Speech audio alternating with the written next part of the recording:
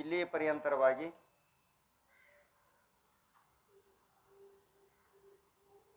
ಒಂದನೇ ಕಲ, ಎರಡನೇದ್ದು, ಮೂರನೇದ್ದು ಈ ಮೂರು ಕಲೆಗಳನ್ನು ಮುಗಿಸಿ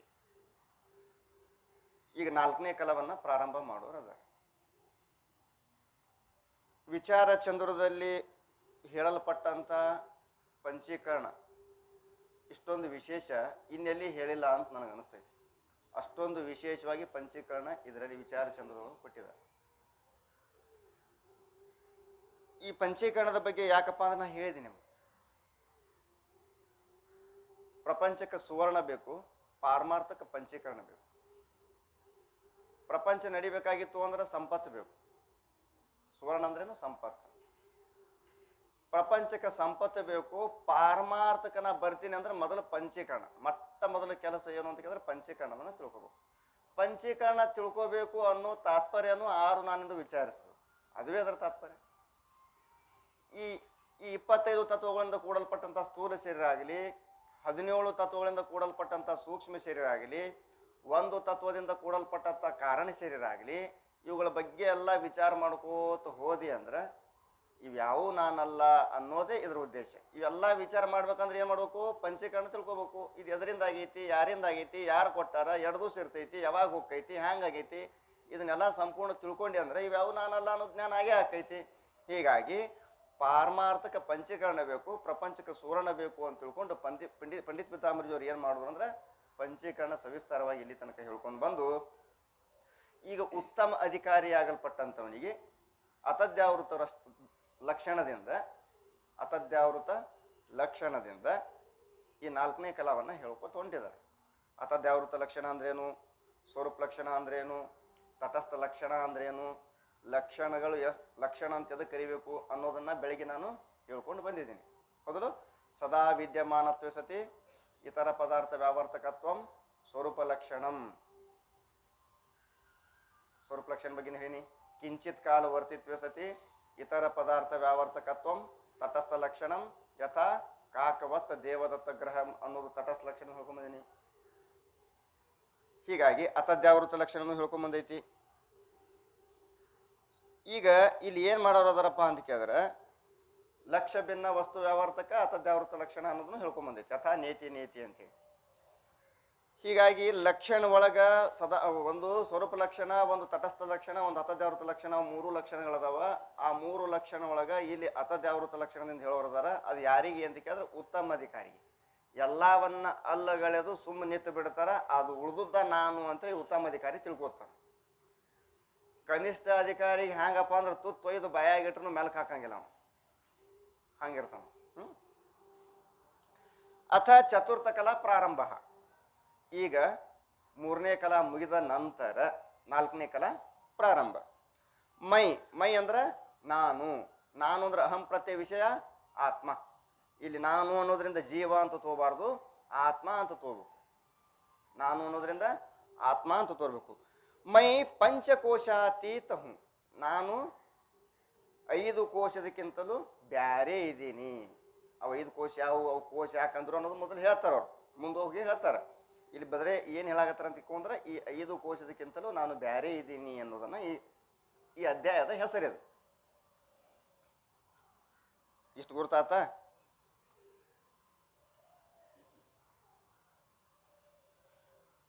ಪ್ರಶ್ನೆ ಸಂಖ್ಯೆ 81.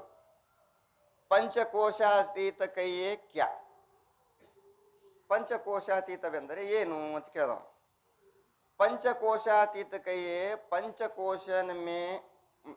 पंचकोशनते मई अतीत नाम न्यारा हूँ. ಈ 5 ಕೋಶದಕ್ಕಿಂತಲೂ ನಾನು ಬ್ಯಾರೆ ಇದೀನಿ ಅನ್ನೋದೇ ಪಂಚಕೋಶಾತೀತ. ಪ್ರಶ್ನೆ ಸಂಖ್ಯೆ 82. ಕೋಶ ಕೈಯೇ ಕ್ಯಾ? ಕೋಶ ಅಂದ್ರೆ ಎದಕ್ಕೆ ಅನ್ಬೇಕ್ರಿ ಅಂತ ಕೇಳಾಗತ್ತ ನಾವು. उत्तर कोश नाम तलवार के म्यान का और धन के भंडार का.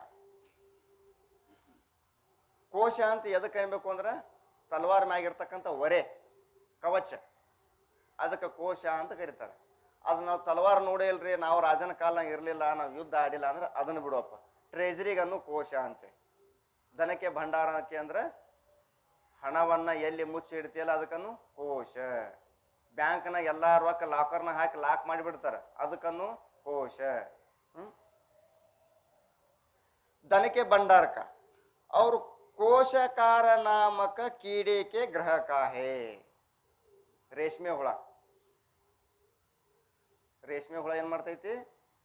ತನ್ನ ನೂಲು ತನ್ನ ಸುತ್ತಿ, ತನ್ನ ನೂಲು ತನ್ನ ಸುತ್ತಿ ರೇಷ್ಮೆಯನ್ನು ತಿಂದು ತನ್ನ ಜೊಲ್ಲಿನ ಮುಖಾಂತರವಾಗಿ ಸುತ್ತಗೋತ ಏನ್ ಮಾಡ್ತಾನೆ? ಪೂರಾ ಪ್ಯಾಕ್ ಮಾಡ್ಕೋತೈತಿ. ಅದಕ್ಕೊಂದು ಸಮಯ ಇರ್ತೈತಿ. ಪೂರಾ ಬಂದ್ ಆತು ಅಂದ್ರೆ ಅಷ್ಟ ಸಮಯದೊಳಗೆ ಅದು ರೇಷ್ಮೆ ಇದಕ್ಕೆ ಹೋಗಿ ಹಾಕ್ಬೇಕು. ಅದನ್ನ ಹಾಕ್ಲಿಲ್ಲ ಅಂದ್ರೆ ಏನಾಕೈತಿಯಪ್ಪ ಅಂದ್ರೆ ಅದು ಒಡೆದು ಬಂದು ಹೊರಗೆ ಬರ್ತೈತಿ. ಒಡೆದು ಹೊರಗೆ ಬತ್ತು ಅಂದ್ರೆ ಅದಕ್ಕೆ ಏನಂತಾರಂದ್ರೆ ಪಾತ್ರಿಗೀತಿ ಅಂತಿರಲ್ಲ, ಚಿಟ್ಟೆ, ಅದುವೇ ಚಿಟ್ಟೆ ಹಾಕೈತಿ. ರೇಷ್ಮೆ ಗೂಡದಿಂದ ಒಡೆದು ಹೊರಗೆ ಬಂದಂತ ಹುಳವೇ ಚಿಟ್ಟೆ ಅಂದ್ರೆ ಪಾತ್ರಿಗೀತಿ ಆಗುತ್ತದೆ. ಅದು ಒಡೆದು ಹೊರಗೆ ಬರ್ತಂದ್ರೆ ವೇಸ್ಟ್ ಐತಿ. ಅದಿರ್ಲಿ, ರೇಷ್ಮೆ ಗೂಡಿಗನ್ನು ಕೋಶ, ಹಣ ಬಿಡ್ತಕ್ಕಂಥ ಟ್ರೆಜರಿಗನ್ನು ಬ್ಯಾಂಕಿಗನ್ನು ಕೋಶ, ತಲವಾರದ ಮ್ಯಾಲ ಇರ್ತಕ್ಕಂಥ ಕವಚಕ್ಕನ್ನು ಕೋಶ. ಕೋಶ ಅಂತ ಯಾಕೆ ಅನ್ಬೇಕು ಅಂದ್ರೆ ಮುಚ್ಚುವಂತ ವಸ್ತುವಿಗನ್ನು ಕೋಶ. ಕೋಶ ಅಂದ್ರೇನು? ಮುಚ್ಚುವಂತ ವಸ್ತುವಿಗನ್ನು ಕೋಶ.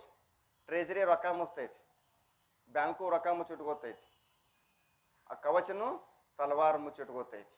ಹಂಗೆ ಇವ ಆತ್ಮನನ್ನ ಮುಚ್ಚಿಟ್ಕೊಂಡವ. ಇವ ಇದು ಏನ್ ಮಾಡ್ಯಾವ? ಆತ್ಮನನ್ನ ಮುಚ್ಚಿಟ್ಕೊಂಡವ, ತೋರ್ಲಾರಂಗ್ ಮಾಡ್ಯಾವ. ಅನ್ನಮಯ ಕೋಶ, ಪ್ರಾಣಮಯ ಕೋಶ ಆದಿಗಳು ಇವ ಆತ್ಮನನ್ನ ಮುಚ್ಚವ. ಹಂಗ ರೊಕ್ಕ ಮುಚ್ಚವ. ಆ ಗೂಡ ರೇಷ್ಮೆ ಹುಳನ ಮುಚ್ಚೈತಿ, ಬ್ಯಾಂಕ್ನು ರೊಕ್ಕ ಮುಚ್ಚೈತಿ, ಇವಕ್ಕೆಲ್ಲ ಆ ತಲವಾರ್ನ ಮ್ಯಾನ್ ಅಂದ್ರೆ ಕವಚ ಮುಚ್ಚೈತಿ. ಹಂಗ ಇವ ಆತ್ಮನನ್ನ ಮುಚ್ಚಿಡೋದ್ರಿಂದ ಇವಕ್ಕೂ ಕೂಡ ಕೋಶ ಅಂತ ಕರ್ಕೊಂಡ್ ಬಂದಾರ. तिनकी न्यायी पंचकोश आत्मन को डापे है याते ಅನ್ನಮಯ ಆದಿಕ ಬಿ ಕೋಶ ಕೈಯೇ. ಹ್ಯಾಗ ಈ ರೊಕ್ಕವನ್ನ ಟ್ರೆಜರಿ ಮುಚ್ಚಿರ್ತೈತಿ, ಹಂಗ ಆತ್ಮನ್ನ ಇವು 5 ಕೋಶಗಳು ಮುಚ್ಚವ ಅಂತ ಬರ್ದಾರ. ಇಲ್ಲಿ ಕನ್ನಡದಾಗ ಏನ್ ಬರ್ದಾರ?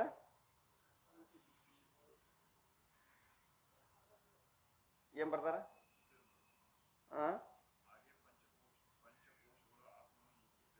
ಮುಚ್ಚುತ್ತವೆ.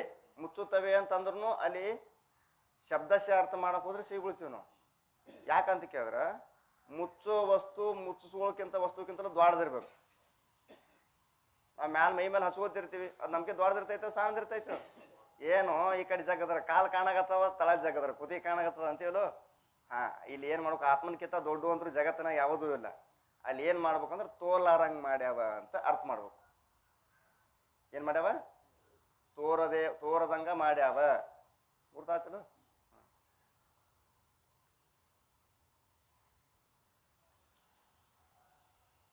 ಟಿಪ್ಪಣಿ ಬಂದೈತಲ್ಲ ಇಲ್ಲಿ ಇಲ್ಲ?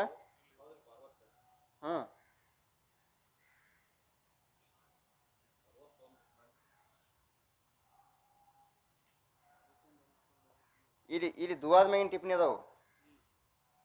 ಟಿಪ್ಪಣಿ ಇಲ್ಲಿ ವಿಷಯದಾಗ ಬಂದಿಲ್ಲ, ಹಿಂದೆ ದುವಾ ಐತಲ್ಲ, ಆ ದುವಾನೇ ಪ್ರಶ್ನೆ ಉತ್ತರ ರೂಪದಿಂದ ಮತ್ತೆ ಬಿಡಿಸೋತ್ ಬಂದಿರ್ತಾರ ಅವ್ರು. ಇದೆಲ್ಲ ದುವಾ ಅಂದ್ರೆ ಏನು? ಸೂತ್ರ ಇದ್ದಂಗೆ ಅವು. ಈ ಪ್ರಶ್ನೆ ಉತ್ತರ ಅಂದ್ರೆ ಏನು? ಭಾಷೆ ಇದ್ದಂಗೆ ಅದು. ಗುರ್ತಾಗ್ತದ? 61ನೇ ಟಿಪ್ಪಣಿಯಾಗ ಏನೈತಂದ್ರ ಆತ್ಮ ನಹಿ. ಇದ್ರ ಅರ್ಥ ಏನು ಅಂತ ಕೇಳಿದ್ರ ಅರ್ಥ ಏ ಜಾನ ಜೋ ಅನಾತ್ಮ ಹೇ. ಆತ್ಮ ಅಲ್ಲದಕ್ಕ ಅನಾತ್ಮ ಅಂತ ಕರಿಬೇಕು. ಯಾವ್ದು ಜಗತ್ತಿನೊಳಗೆ ಆತ್ಮ ಅಲ್ಲವೋ ಅದೆಲ್ಲವೂ ಅನಾತ್ಮ. 62ನೇ ಟಿಪ್ಪಣಿ ಈ ದುವಾ ಮ್ಯಾಗ ಬಂದಿದ್ದದಾವ. ಅಂದ್ರೆ ಏನೂ ಬಿಡೋದು ಬೇಡ, ಎಲ್ಲ ಹೇಳ್ಕೊತ ಹೋಗ್ಬಿಡೋನು ಅಂತ.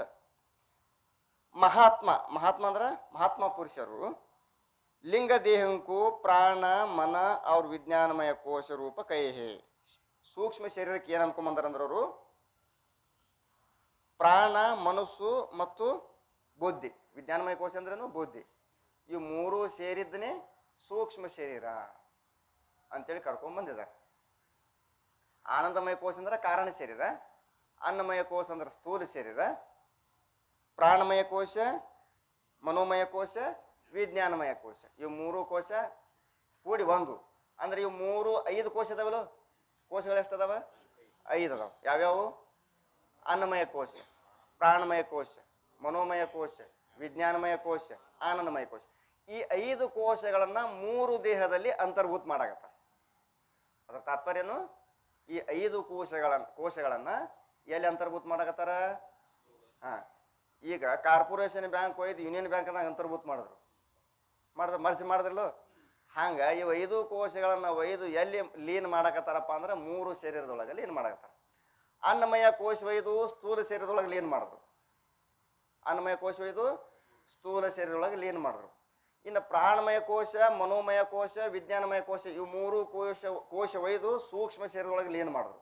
ಇದು ಉಳಿತಾವದು ಆನಂದಮಯ ಕೋಶ, ಅದನ್ನು ಒಯ್ದು ಕಾರಣ ಶರೀರದೊಳಗೆ ಲೀನ್ ಮಾಡಿದ್ರು. 3 ಶರೀರ 5 ಕೋಶ.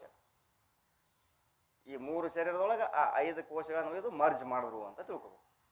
ಹಿಂಗೆ ಮಹಾತ್ಮರು ಹೇಳ್ಕೊಂಡು ಬಂದಾರ ಅಂತೇಳಿ ಆ ದುವಾದಾಗಿದ್ದ ಟಿಪ್ಪಣಿಯನ್ನ ತಿಳಿಸಿರೋದು. ಪ್ರಶ್ನೆ ಸಂಖ್ಯೆ 83. ಪಂಚಕೋಶಕ್ಕೆ ನಾಮ್ ಕ್ಯಾ ಹೇ? ಪಂಚಕೋಶಗಳ ಹೆಸರು ಏನ್ರಿ ಅಂತ ಕೇಳಿದ್ರೆ ಅನ್ನಮಯ ಕೋಶ, ಪ್ರಾಣಮಯ ಕೋಶ, मनोमय ಕೋಶ, ವಿಜ್ಞಾನಮಯ ಕೋಶ और ಆನಂದಮಯ ಕೋಶ. ಈ 5 ಕೋಶಕ್ಕೆ ನಾಮ್ ಹೇ. ಕೋಶಗಳಂದ್ರೆ ಅವು ಇವೆ 5 ಅಂತ ಅವ್ರ ಹೆಸರುಗಳು ಹೇಳಿದ್ರು. ಅವು ಬಿಡಿಸಿ ಹೇಳ್ತಾರೆ. ಮೊದಲ 5 ಕೋಶಗಳು ಯಾವ್ಯಾವ ಅನ್ನೋದನ್ನ ಹೇಳಿದ್ರು. ಅನ್ನಮಯ ಕೋಶ ಸೋ ಕ್ಯಾ ಹೇ? ಪ್ರಶ್ನೆ ಸಂಖ್ಯೆ 84. ಅನ್ನಮಯ ಕೋಶವೆಂದರೆ ಏನು? ಉತ್ತರ: ಮಾತಾ ಪಿತಾನೆ ಖಾಯಾ ಜೋ ಅನ್ನ. ತಂದೆ ತಾಯಿ ಉಣಲ್ಪಟ್ಟಂತ ಯಾವ ಅನ್ನ ಇರ್ಬೋದು. ಅನ್ನ ಅಂದ್ರೆ ಅಕ್ಕಿ ಅನ್ನದಗಳ ತಷ್ಟೇ ತಿಳ್ಕೊಬಾರ್ದು. ಸ್ವೀಕರಿಸುವ ಎಲ್ಲ ಪದಾರ್ಥವು ಗಣನೆ. ಅನ್ನ ತಿಂತೀವೋ ಏನು ತಿಂತೀವೋ ಬೈತಿರ್ತಾರಲ್ಲ, ಅನ್ನ ಅಂದ್ರೆ ಅಲ್ಲಿ ಎಲ್ಲ ಏನು ತಿಳ್ಕೊಬೇಕು? ಎಲ್ಲ ತಿನ್ನುವಂತ ಎಲ್ಲ ಪದಾರ್ಥ. ತಿಸ್ತೆ ಭಯ ಜೋ ರಜ ವೀರ್ಯ, ತಿಸ್ ಕರಿ ಜೋ ಮಾತಾ ಕೆ ಉದರ ವಿಷಯ ಉತ್ಪನ್ನ ಹೋತಾ ಹೇ. ಉತ್ಪನ್ನ ಹೋತಾ ಅಂದ್ರೆ ದೇಹ. ತಂದೆಯಲ್ಲಿ ವೀರ್ಯ, ತಾಯಿಯಲ್ಲಿ ರಜವಾಗಿ ಗರ್ಭ ಪಿಶ್ವಿಯಲ್ಲಿ ಗರ್ಭಶೀಲದಲ್ಲಿ ಧಾರಣವಾದಾಗ ಅಲ್ಲಿ ಏನಾಕೈತಿಯಪ್ಪ ಅಂತ ಕೇಳಿದ್ರೆ ದೇಹದ ಉತ್ಪತ್ತಿ ಆಗ್ತೈತಿ. ಅದು ಬಹಳ ಪ್ರಕ್ರಿಯೆ ಐತಿ. ಇದ್ರ ಬಗ್ಗೆ ಬಹಳ ವಿಶೇಷವಾಗಿ ಬರ್ಕೊಂಡ್ ಬಂದಿದ್ದಾರೆ ಕೆಲವೊಂದು ಗ್ರಂಥಗಳಲ್ಲಿ. ಮಕ್ಕಳ ಆಗುವುದಕ್ಕೆ ಕೆಲವೊಂದು ಸಮಯಗಳನ್ನ ನಿಗದಿ ಮಾಡ್ತಾರ. ಯಾವ ಸಮಯದ ಒಳಗ ಯಾವ ಮಗ ಬೇಕು, ನಮ್ಮ ಪೂರ್ವಜರೆಲ್ಲ ಬರೆದು ಬಿಟ್ಟಾರ. ನಮ್ಮ ಗಂಡ ಮಗ ಬೇಕು, ಹೆಣ್ಣು ಮಗ ಬೇಕು, ಯಾವಾಗ ಹ್ಯಾಂಗ್ ಹುಟ್ಟತೈತಿ, ಪ್ರತಿಯೊಂದು ಉಲ್ಲೇಖ ಮಾಡ್ಕೊಂಡ್ ಬಂದಿದ್ದಾರೆ ನಮ್ಮ ಹಿರಿಯರು. ಬೆಸ ಸಂಖ್ಯೆಯಲ್ಲಿ ಸತಿಪತಿಗಳು ಕೂಡಿದಾಗ ಸ್ತ್ರೀ ಜನ್ಮವಾಗುತ್ತದೆ. ನೀವು ಡಾಕ್ಟರ್ದಾಗ ಚೆಕ್ ಮಾಡಿಸ್ಕೊಂಡು ಅವ್ರ ಕೈಕಾಲು ಬಿದ್ದು ಹೆಣ್ಣಿದ್ದದ್ದು ತೆಗೆಸ್ಕೊಂಡು ಡಾಕ್ಟ್ರಿಗೂ ಜೇಲ್ನಾಗ ಹಾಕಿಸಿ ನೀವು ಜೇಲ್ನಾಗ ಬಿದ್ದು ಭ್ರೂಣ ಹತ್ಯೆ ಮಹಾಪಾಪ ಮಾಡ್ಕೊಳ್ಳೋಕ್ಕಿಂತಲೂ ನಮ್ಮ ಪೂರ್ವಜರು ಋಷಿ ಮನಿಗಳು ಏನು ಹೇಳ್ಕೊಂಡ್ ಬಂದಿದಾರಲ್ಲ ಹಂಗೆ ನಡ್ಕೊಂಡೀವಿ ಅಂದ್ರೆ ನಮಗೆ ಬೇಕಾದ ಸಂತಾನವನ್ನು ನಾವು ಪ್ರಾಪ್ತಿ ಮಾಡ್ಕೊಳಕ್ ನಮ್ಮ ಕೈಯಾಗ ಐತಿ. ಬೆಸ ಸಂಖ್ಯೆಯಲ್ಲಿ ಸತಿಪತಿಗಳು ಕೂಡಿದಾಗ ಏನಾಕೈತಿ ಅಂದ್ರೆ ಹೆಣ್ಣು ಸಂತಾನ ಉತ್ಪತ್ತಿ ಆಗುತ್ತದೆ. ಸತಿಪತಿಗಳು ಸಮ ಸಂಖ್ಯೆಯಲ್ಲಿ ಕೂಡಿದಾಗ ಗಂಡ ಸಂತಾನ ಉತ್ಪತ್ತಿ ಆಗುತ್ತದೆ. ತಾಯಿ 1 ತಿಂಗಳಲ್ಲಿ 5 ದಿವಸ ತೆಗೆದ ನಂತರ 6ನೇ ದೂಸಿಗೆ ಸೇರಿದಾಗ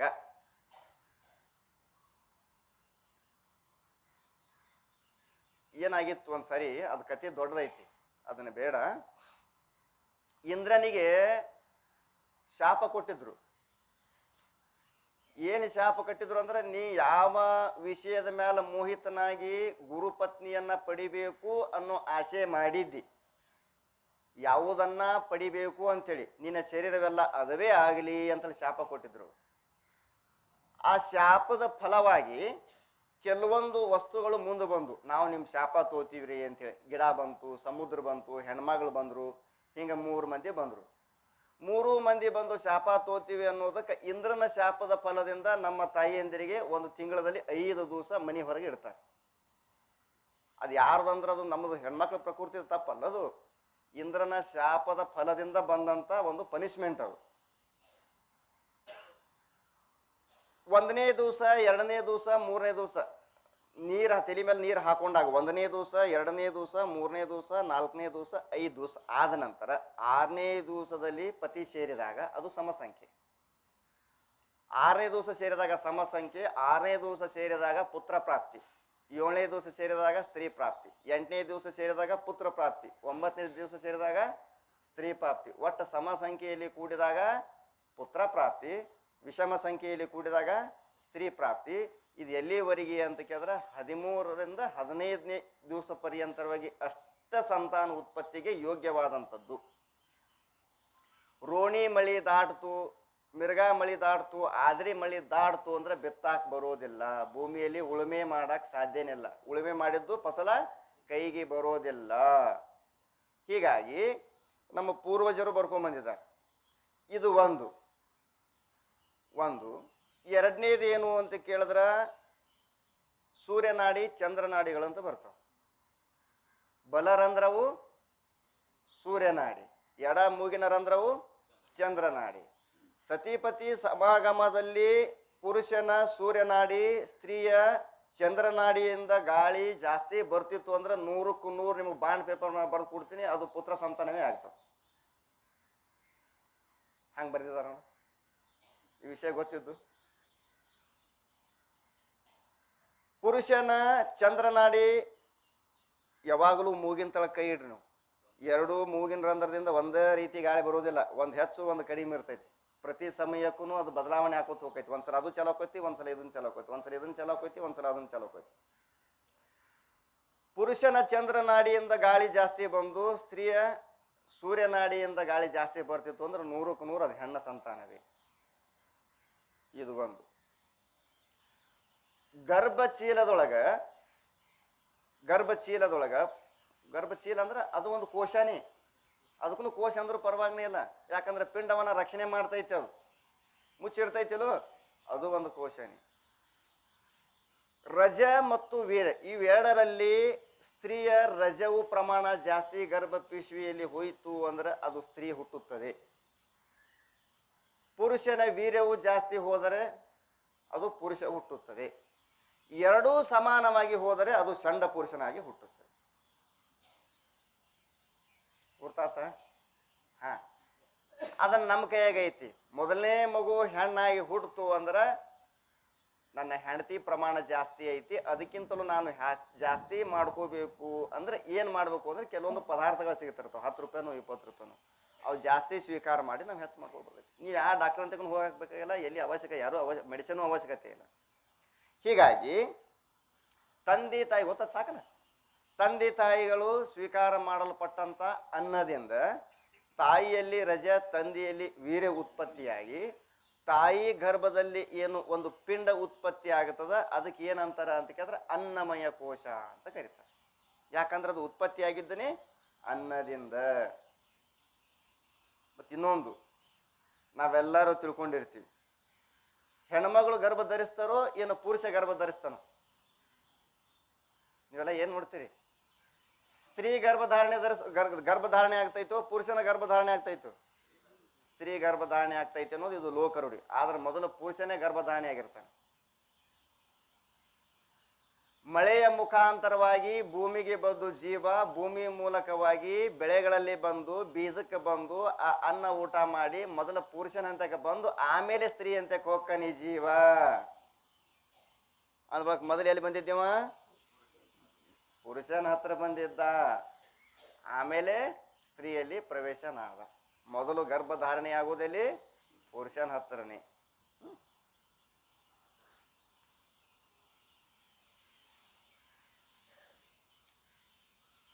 हाँ, उत्पन्न होता है, फिर जन्म के अनंतर क्षीरादिक अन्न करके जो रुद्धिं को पावता है. ಮುಂದೇನಾಕೈತಿ? ತಾಯಿಯ ಎದೆ ಹಾಲು ನಿಜವಾಗಲೂ ಮಗುವಿಗೆ ಅಮೃತಕ್ಕಿಂತಲೂ ಹೆಚ್ಚವಾದದ್ದು ಯಾವುದು ಅಂತ ಕೇಳಿದ್ರೆ ತಾಯಿ ಹಾಲು. ಕನಿಷ್ಠ ಪಕ್ಷ ಏನೂ ಇಲ್ಲಂದ್ರೂ 6 ತಿಂಗಳ ಪರ್ಯಂತರವಾಗಿ ಆ ಮಗು ತಾಯಿ ಹಾಲು ಕುಡಿಯಾಕ ಬೇಕು, ಕುಡಿಲೇಬೇಕು, ಸದೃಢವಾಗಿ ಇರಬೇಕು ಅಂದ್ರೆ. ಕ್ಷೀರಾದಿಕ ಅನ್ನ ಕರಿಕೆ ವೃದ್ಧಿಂಕು ಪಾವತಾ ಹೇ. ಹಾಲು, ಹಣ್ಣ, ಅನ್ನ ಎಲ್ಲವನ್ನ ತಿಂದು ಏನ್ ಮಾಡ್ತಾನ? ಬೆಳವಣಿಗೆಯನ್ನ ಪಡ್ಕೋತಾನ. ಫಿರ್ ಮರಣಕ್ಕೆ ಅನಂತರ ಅನ್ನಮಯ ಪೃಥ್ವಿ ವಿಷಯ ಲೀನ ಹೋತಾ ಹೇ. ಮಣ್ಣಿಂದ ಕಾಯ ಮಣ್ಣಿಗೆ, ಅನ್ನ ಬೆಳೆದದ್ದು ಭೂಮಿಯಿಂದ, ಇವ ಬಂದದ್ದು ಭೂಮಿಯಿಂದ, ಮತ್ತೆ ಹೋಗಿ ಸೇರೋದು ಭೂಮಿಗೆ. ಇದಕ್ಕೆ ಏನಂದೀವಿ ನಾವು? ಅನ್ನಮಯ ಕೋಶ ಅಂತ ಕರ್ಕೊಂಡ್ಬಂದೀವಿ. ಐಸಾ ಜೋ ಸ್ಥೂಲ ದೇಹ ಸೋ ಅನ್ನಮಯ ಕೋಶ. ಈ ಸ್ಥೂಲ ಶರೀರಕ್ಕನೇ ಅನ್ನಮಯ ಕೋಶ ಅಂತ ಕರಿಬೇಕು. ಪ್ರಶ್ನೆ ಸಂಖ್ಯೆ 85. ಅನ್ನಮಯ ಕೋಶ ಕೈಸಾಹೆ. ಅನ್ನಮಯ ಕೆಲವೊಂದು ಗ್ರಂಥದೊಳಗೆ ಬಹಳ ಚಂದ ಬರೆದಿದ್ದಾರೆ. ನನ್ನ ಮಗ ಮಹಾತ್ಮನಾಗಿ ಹುಟ್ಟಬೇಕು, ನನ್ನ ಮಗ ವೀರಪ್ಪನಾಗಿ ಹುಟ್ಟಬೇಕು ಅಂತ ಕೂಡ ಬರೆದಿದ್ದಾರೆ. ಹ್ಯಾಂಗೆ ಯಾವ ದಿವಸ ಎದುರಾಗ ಕೂಡಿದ್ರೆ ಏನಾಗಿ ಹುಡ್ತಾನ ಅನ್ನೋದು ಭಾಳ ಚಂದ ಮಾಡ್ಕೊಂಡ್ಬಂದಿದ್ದಾರೆ. ಅನ್ನಮಯ ಕೋಶ ಕೈಸಾಹಿ, ಈ ಅನ್ನಮಯ ಕೋಶ ಹ್ಯಾಂಗೈತ್ರಿ ಅಂತ ಕೇಳಿದ್ರೆ ಉತ್ತರ, ಸುಖ ದುಃಖಕ್ಕೆ ಅನುಭವ ರೂಪ ಭೋಗಕ ಸ್ಥಾನ ಹೇ. ಇದೇನೈತಿದು ಸಾಧನೆ ಐತಿ. ಸೂಕ್ಷ್ಮ ಶರೀರಕ್ಕೆ ಏನು ಸುಖ ದುಃಖಗಳಾಗ್ತಾವಲ್ಲ, ಅದು ಎದರ ಮೂಲಕವೇ ಆಗ್ತದಪ್ಪ ಅಂದ್ರೆ ಈ ಸ್ಥೂಲ ಶರೀರದ ಮುಖಾಂತರವೇ ಆಕೈತಿ. ಬೆಂಕಿಯಿಂದನೇ ರೊಟ್ಟೆ ಆಕೈತಿ. ರೊಟ್ಟೆ ಎದರಿಂದ ಆಕೈತಿ? ಬೆಂಕಿಯಿಂದ ಆಗ್ತೈತಿ. ಆದ್ರೆ ಬೆಂಕಿಯಾಗ ಹಾಕಿದ್ರೆ ಆಗಂಗಿಲ್ಲ, ತೆವಿ ಮುಖಾಂತರ ಆಗ್ತೈತಿ. ಹಂಚಿನ ಮುಖಾಂತರವೇ ರೊಟ್ಟೆ ಆಗ್ತೈತಿ. ಪಕ್ಕ ಇದು ಬೆಂಕಿ ಬೇಕು ಅಡಿಗೆ ಮಾಡಕ್ಕ, ಆದ್ರೆ ನೇರವಾಗಿ ಬೆಂಕಿಯಾಗ ಹಾಕಾಕ ಬರಂಗಿಲ್ಲ. ಅದೇನು ಮಾಡ್ತೈತಿ? ಬೆಂಕಿ ಹಂಚಿನ ಮೂಲಕವಾಗಿ ರೊಟ್ಟಿಯನ್ನ ಹಂಗ ಮಾಡ್ತೀವಿ. ಹಂಗ ಸುಖ ದುಃಖಗಳಾಗೋದು ಸೂಕ್ಷ್ಮ ಶರೀರಕ್ಕನೇ. ಆದರೆ ಎದರ ಮುಖಾಂತರ ಸುಖ ದುಃಖಗಳನ್ನ ಅನುಭವಿಸ್ತದಪ್ಪ ಅಂತ ಕೇಳಿದ್ರೆ ಈ ಹಂಚಿನ ಮೂಲಕವಾಗಿ, ಸ್ಥೂಲ ಶರೀರವೆಂಬ ಹಂಚಿನ ಮೂಲಕವಾಗಿ ಆ ಸೂಕ್ಷ್ಮ ಶರೀರವು ಸುಖ ದುಃಖವನ್ನ ಅನುಭವ ಮಾಡುತ್ತದೆ.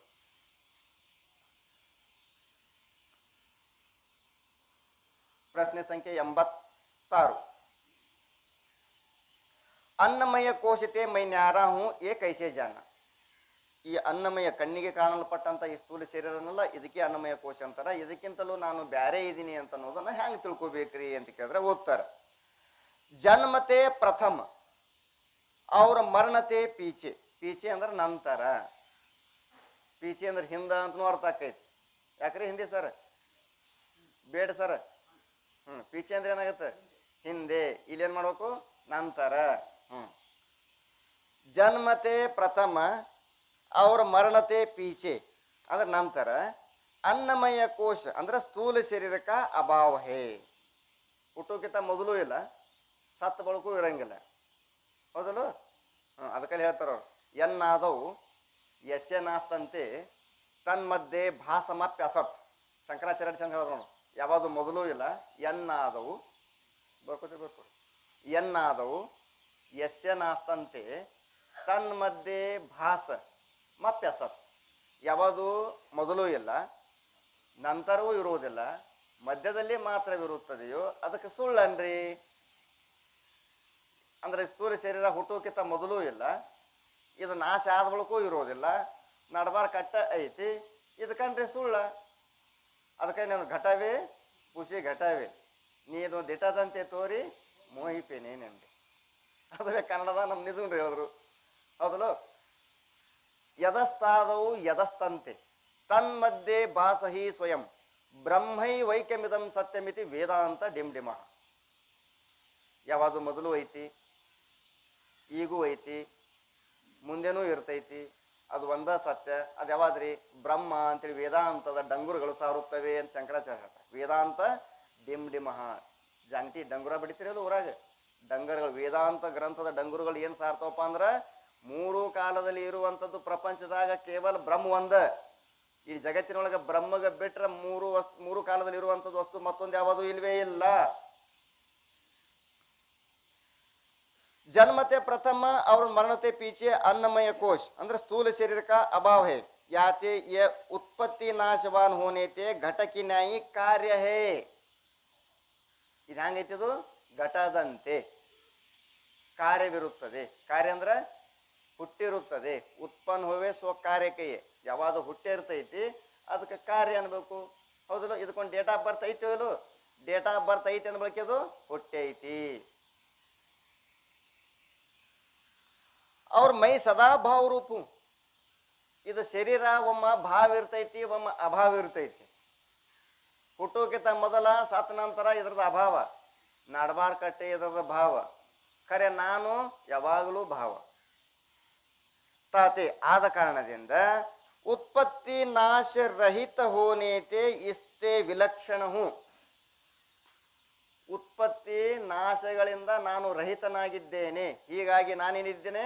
ಇದಕ್ಕಿಂತಲೂ ವಿಲಕ್ಷಣ, ವಿಲಕ್ಷಣನಿದ್ದೇನೆ. ವಿಲಕ್ಷಣ ಎಲ್ಲಿ ಪ್ರಯೋಗ ಮಾಡ್ತೀವಿ ನಾವು? ಭೇದ ಅಂತ ಹೇಳ್ತೀವಿ. ಅದಕ್ಕಿಂತಲೂ ನಾನು ಬ್ಯಾರೆ ಇದ್ದೀನಿ, ಅದಕ್ಕಿಂತಲೂ ನಾನು ವಿಲಕ್ಷಣ ಇದ್ದೀನಿ. ಹಿಂಗೆ ಎರಡು ಪದಗಳನ್ನ ಪ್ರಯೋಗ ಮಾಡ್ತಿರ್ತೀನಿ. ಎಲ್ಲಿ ಬ್ಯಾರೆ ಅನ್ಬೇಕು, ಎಲ್ಲಿ ವಿಲಕ್ಷಣ ಅನ್ಬೇಕು. ಮನುಷ್ಯರಲ್ಲಿ ಬ್ಯಾರೆ ಹೇಳ್ಬೇಕು. ಅವ ಬೇರೆ ರೀ ಸರ, ನಾ ಬೇರೆ ರೀ. ನಿಮ್ಮ ಮನ್ಯಾಗ ಒಯ್ದು ತೊಗೊಂಡು ಹೋಗ್ಯಾರಲ್ಲೋ, ಅವ್ನು ನಮ್ಮ ಅಪ್ಪ ತೊಗೊಂಡು ಹೋಗ್ಯಾನ್ರಿ ಸರ್, ನಾ ಬೇರೆ ರೀ, ನನಗೊಂದು ಕೂಟ ಇರ್ತಾನ ಎಲ್ಲರೂ ಪಾಳಿ ನಿಂತಾಗ ಏನಾರು ಹಂಚ್ತಿರ್ತಾರಲ್ಲ. ಅವ ಬೇರೆ ರೀ, ನಾ ಬೇರೆ ರೀ. ಮನುಷ್ಯರೊಳಗ ಭೇದ ಹೇಳ್ಬೇಕು. ಮನುಷ್ಯರಲ್ಲಿ ಭೇದ ಹೇಳ್ಬೇಕು. ಮನುಷ್ಯರಿಗೂ ಪಶುಗಳಿಗೂ ವಿಲಕ್ಷಣ ಹೇಳ್ಬೇಕು. ಗುರ್ತಾತ? ಎಲ್ಲಿ ಭೇದ ಹೇಳ್ಬೇಕು, ಎಲ್ಲಿ ವಿಲಕ್ಷಣ ಹೇಳ್ಬೇಕು. ಮನುಷ್ಯರಲ್ಲಿ ಭೇದ, ಮನುಷ್ಯರಿಗೂ ಪಶುಗಳಿಗೂ ವಿಲಕ್ಷಣ. ಇದು ಒಂದು. ಪುರುಷರಲ್ಲಿ ಭೇದ ಹೇಳ್ಬೇಕು, ಸ್ತ್ರೀಯರಲ್ಲಿ ವಿಲಕ್ಷಣ ಹೇಳ್ಬೇಕು.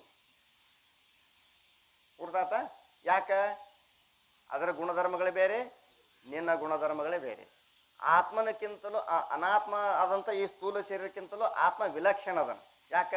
ಇದರದ ಸ್ವಭಾವ ಬೇರೆ, ಆತ್ಮನ ಸ್ವಭಾವ ಬೇರೆ. ಇದು ಒಂದು ಭಾವ, ಇದೊಂದು ಅಭಾವ, ನಾನು ಯಾವಾಗಲೂ ಭಾವ. ಆದ್ದರಿಂದ ಅದಕ್ಕಿಂತಲೂ ನಾನು ವಿಲಕ್ಷಣ. ಅನ್ನಮಯ ಕೋಶದಕ್ಕಿಂತಲೂ ಆತ್ಮ ಹೆಂಗದನ? ವಿಲಕ್ಷಣ ಅದನ, ಭಾವರೂಪ ಅದನ. ಜೀವನಿಗೂ ಮತ್ತು ಈಶ್ವರನಿಗೂ ಭೇದ ಹೇಳ್ತಾರೆ. ಉಪಾಧಿ ಕೊಡ್ತಾ ಭೇದ ಹೇಳ್ತಾರಲ್ಲೋ, ಏನು ವಿಲಕ್ಷಣ ಹೇಳ್ತಾರೋ? ಭೇದ ಹೇಳ್ತಾರೆ. ವಿಲಕ್ಷಣ ಹೇಳಿದ್ರೆ ಅದ್ರ ತದ್ ವಿರುದ್ಧ ಅದು. ಭೇದ ಹೇಳ್ದೇವಪ್ಪ ಅಂದ್ರೆ ಅವಂದು ಮನುಷ್ಯತ್ವ ಜಾತಿ, ನಂದು ಮನುಷ್ಯತ್ವ ಜಾತಿ, ಆದ್ರೆ ಮನುಷ್ಯ ಬೇರೆ ಬೇರೆ. ಆ ಈಶ್ವರು ಬೇರೆ, ನಾನು ಬೇರೆ. ಅವ ಸರ್ವಜ್ಞ, ನಾ ಅಲ್ಪಜ್ಞ. ಹೌದಲ್ಲ? ಆದ್ರೆ ಇಬ್ಬರಲ್ಲಿ ಚೇತನ ಪುರುಷರಿದ್ದೀವಿ, ಇಬ್ಬರು ಚೇತನ ಪುರುಷರೇ ಇದ್ದೀವಿ. ಇಲ್ಲಿ ಭೇದ ಹೇಳ್ಬೇಕು, ವಿಲಕ್ಷಣ ಹೇಳಬಾರ್ದು. ಯಾತೆ ये अन्नमय कोश मैं नहीं और मेरा नहीं, ये ಸ್ಥೂಲ ದೇಹ ರೂಪ ಹೇ. ಈ ಅನ್ನಮಯ ಕೋಶ ನಾನು ಅಲ್ಲ, ಇದು ನಂದು ಅಲ್ಲ. ಮತ್ತು ಇದು ಎದರದೆ ಅಂತ ಕೇಳಿದ್ರೆ ಸ್ಥೂಲ ದೇಹದ ಸ್ವರೂಪವೇ ಇದೆ. ಈ ಅನ್ನಮಯ ಕೋಶ ಹೆಂಗೈತಿ? ಸ್ಥೂಲ ದೇಹದ ಆಗಿದೆ. ಮೈ ಇಸ್ಕಾ ಜಾನ್ಯಹಾರ ಆತ್ಮ ಇಷ್ಟೇ ನ್ಯಾರ ಹೂँ, ನಾನು ಇದನ್ನು ಅರಿತಕ್ಕಂಥ ಆತ್ಮ ಇದಕ್ಕಿಂತಲೂ ಬ್ಯಾರೇ ಇದ್ದೀನಿ. ಇಸ್ ರೀತಿ ಸೇ ಅನ್ನಮಯ ಕೋಶತೆ ಮೈ ನ್ಯಾರ ಹೂँ ಯೇ ಜಾನ. ಈ ರೀತಿಯಾಗಿ ಅನ್ನಮಯ ಕೋಶದಕ್ಕಿಂತಲೂ ನಾನು ಬ್ಯಾರೇ ಇದ್ದೀನಿ ಅಂತೇಳಿ ಹೇಳಿದ್ರು ಅವರು. ಪ್ರಶ್ನೆ ಸಂಖ್ಯೆ 87. ಪ್ರಾಣಮಯ ಕೋಶ ಸೋ ಕ್ಯಾ ಹೇ? ಪ್ರಾಣಮಯ ಕೋಶವೆಂದರೆ ಏನು?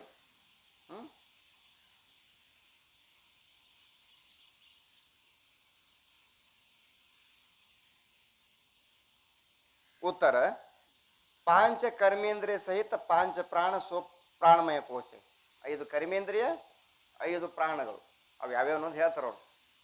ಇಷ್ಟು ಬರೀ ಹೆಸರು ತಿಳ್ಕೊರಿ ನೀವು. ಪ್ರಾಣಮಯ ಕೋಶ ಅಂದ್ರೆ ಏನಪ್ಪ ಅಂತ ಕೇಳಿದ್ರೆ 5 ಕರ್ಮೇಂದ್ರಿಯ ಸರ, 5 ಪ್ರಾಣಗಳು. ಇವು 10 ಸೇರಿ ಏನಾಗೈತಿ? ಪ್ರಾಣಮಯ ಕೋಶ ಆಗೈತಿ ಅಂತ ತಿಳ್ಕೊಬೇಕು. 88ನೇ ಪ್ರಶ್ನೆ, पांच कर्मेंद्रिय और 5 प्राण कौन से है? 5 कर्मेंद्रिय ಯಾವ್ರಿ, 5 ಪ್ರಾಣ ಯಾವ್ರಿ ಅಂತ ಕೇಳಿದ್ರೆ उत्तर, 5 कर्मेंद्रिय और 5 प्राण पूर्व सूक्ष्म देह प्रक्रिया विषय कೈ है. ಹಿಂದೆ ಹೇಳ್ಕೊಂಡ್ ಬಂದಿನಲ್ಲ, ಹಿಂದೆ ಹೇಳ್ಕೊಂಡು ಬಂದಿದ್ದೀವಿ. ಹಿಂದೆ ನೆನಪು ಹಾರೈತ್ರಿ ಅಂದ್ರೆ ಏನು ಮಾಡೋದು? ಅವ್ರನ್ನ ಹಾಕತ್ತಾರ, ನಾ ಹಿಂದೆ ಇಲ್ಲೇ 3ನೇ ಕಲಾವಾಗ ಹೇಳ್ಕೊಂಬಂದಪ್ಪ, ಭಾಳ ದಿನ ಆಗಿಲ್ಲ, ನಿನ್ನೆ ಹೇಳಿದ್ದೀನಿ ಅಂತ ಅವ್ರಂದ್ರು. ಅದನ್ನ ನೀವು ಹಿಂದೆ ಕಲ್ಕೊಂಡು ಬಂದಿರ ತಿಳ್ಕೊಂಡು ನಾ ಹೊಳ್ಳಿ ಹೇಳಂಗಿಲ್ಲ ಅನ್ನೋದೇ ಅವ್ರ ಅಭಿಪ್ರಾಯ. 5 ಕರ್ಮೇಂದ್ರ ಗೊತ್ತೈತಿ, 5 ಪ್ರಾಣಗಳು ಗೊತ್ತೈತಿ. ಪ್ರಾಣ, ಅಪಾನ, ಸಮಾನ, ಉದಾನ, ವ್ಯಾನ.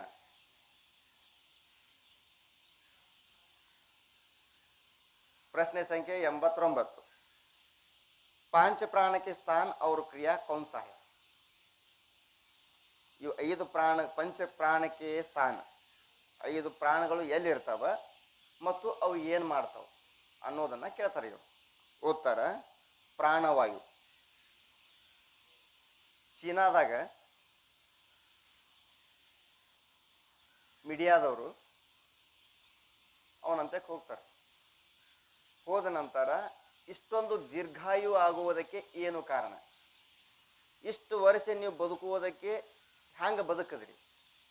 ಮತ್ತು ಈ ಸಂದೇಶವನ್ನು ನೀವು ಇಷ್ಟೊಂದು ವರ್ಷ ಬದುಕಿರೋದಕ್ಕೆ ಯಾವ ಉಪಾಯಗಳು ಮಾಡಿದ್ರಿ? ಅದನ್ನು ನಮ್ಮ ಜನರಿಗೂ ತಿಳಿಸಬೇಕು. ಎಲ್ಲರೂ ಕೂಡ ನಿಮ್ಮ ಥರ ಯಾವುದೇ ರೋಗವಿಲ್ಲದೆ, ಹಾಸಿಗೆ ಹಿಡದೆ, ಸ್ವಸ್ಥವಾಗಿ ತಿರುಗಾಡುವುದಕ್ಕೆ ಯಾವ ಉಪಾಯನ್ನ ಮಾಡಿ ನೀವು 135 ವರ್ಷಗಳ ಪರ್ಯಂತರವಾಗಿ ಬದುಕಿದ್ದೀರಾ ಅಂತ ಕೇಳಿದಾಗ ಅವ್ರು ಒಂದ ಉತ್ತರ ಕೊಟ್ಟರು, ನಾನು ಪ್ರಾಣವಾಯುವನ್ನ ಮೂಗಿನಿಂದ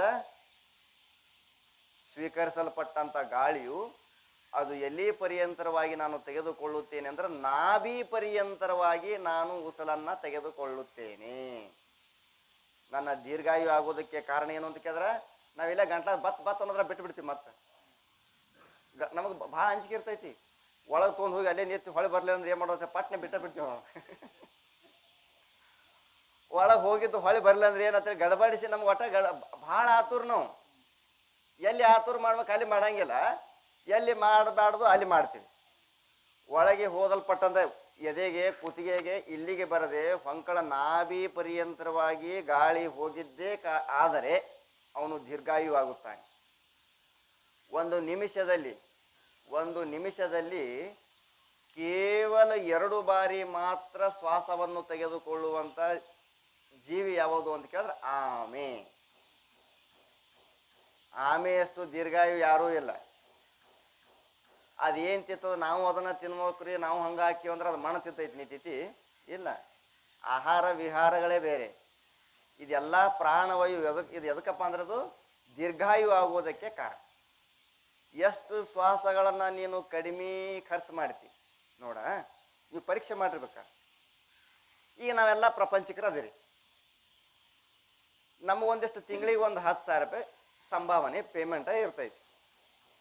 ಬರೋದು 10,000, ಖರ್ಚಾಗೋದು 12,000 ರೂಪಾಯಿ ಅಂದ್ರೆ ಚಲೋನೋ ಸುಮಾರು. ಎಲ್ಲ ಮನ್ಯಾಗ ಬರೋಬ್ಬರಿ ಹಿಂದೆಲ್ಲ ಉಂಡು ತಿಂದು ರೊಕ್ಕ ಉಳಿತಾವೋ ಏನು ಹೊಳೆ ಸಾಲ ಆಕೈತು. ಬರೋದಕ್ಕಿಂತ ಹೋಗೋದು ಜಾಸ್ತಿ ಆದ್ರೆ ಜಲ್ದಿ ಏನಾಕನ ಊರು ಬಿಡ್ತಾನ. ಗಂಟ ಮೂಟ ಕಟ್ಕೊಂಡು ಗೋವಾ ಕಡೆ ಮಹಾರಾಷ್ಟ್ರ ಕಡೆ ನಡಿ ಅತ್ತ ಗೋಪ್ಳ ಚಲ್ಲೈ ಮೋಕ್ಳ ಪಂಡರಿಲ್ಲ ಅಂತ ನಡೆದು ಬಿಡ್ತಾನೆ. ಬರೋದು ಕಡಿಮೆ, ಹೋಗೋದು ಜಾಸ್ತಿ ಆದ್ರೆ ಹಾಳಾಗಿ ಹೋಗ್ತಾನ ಅಂತದ್ರ ಅರ್ಥ. ನೀವು ಪರೀಕ್ಷೆ ಮಾಡ್ರಿ, ಗಾಳಿ ಎಟ್ಟು ತೋತೀರಿ ಎಟ್ಟು ಬಿಡ್ತೀರಿ ವಿಚಾರ ಮಾಡಿ. ತೋಳೋದು ಕಡಿಮೆ, ಬಿಡೋದು ಜಾಸ್ತಿ.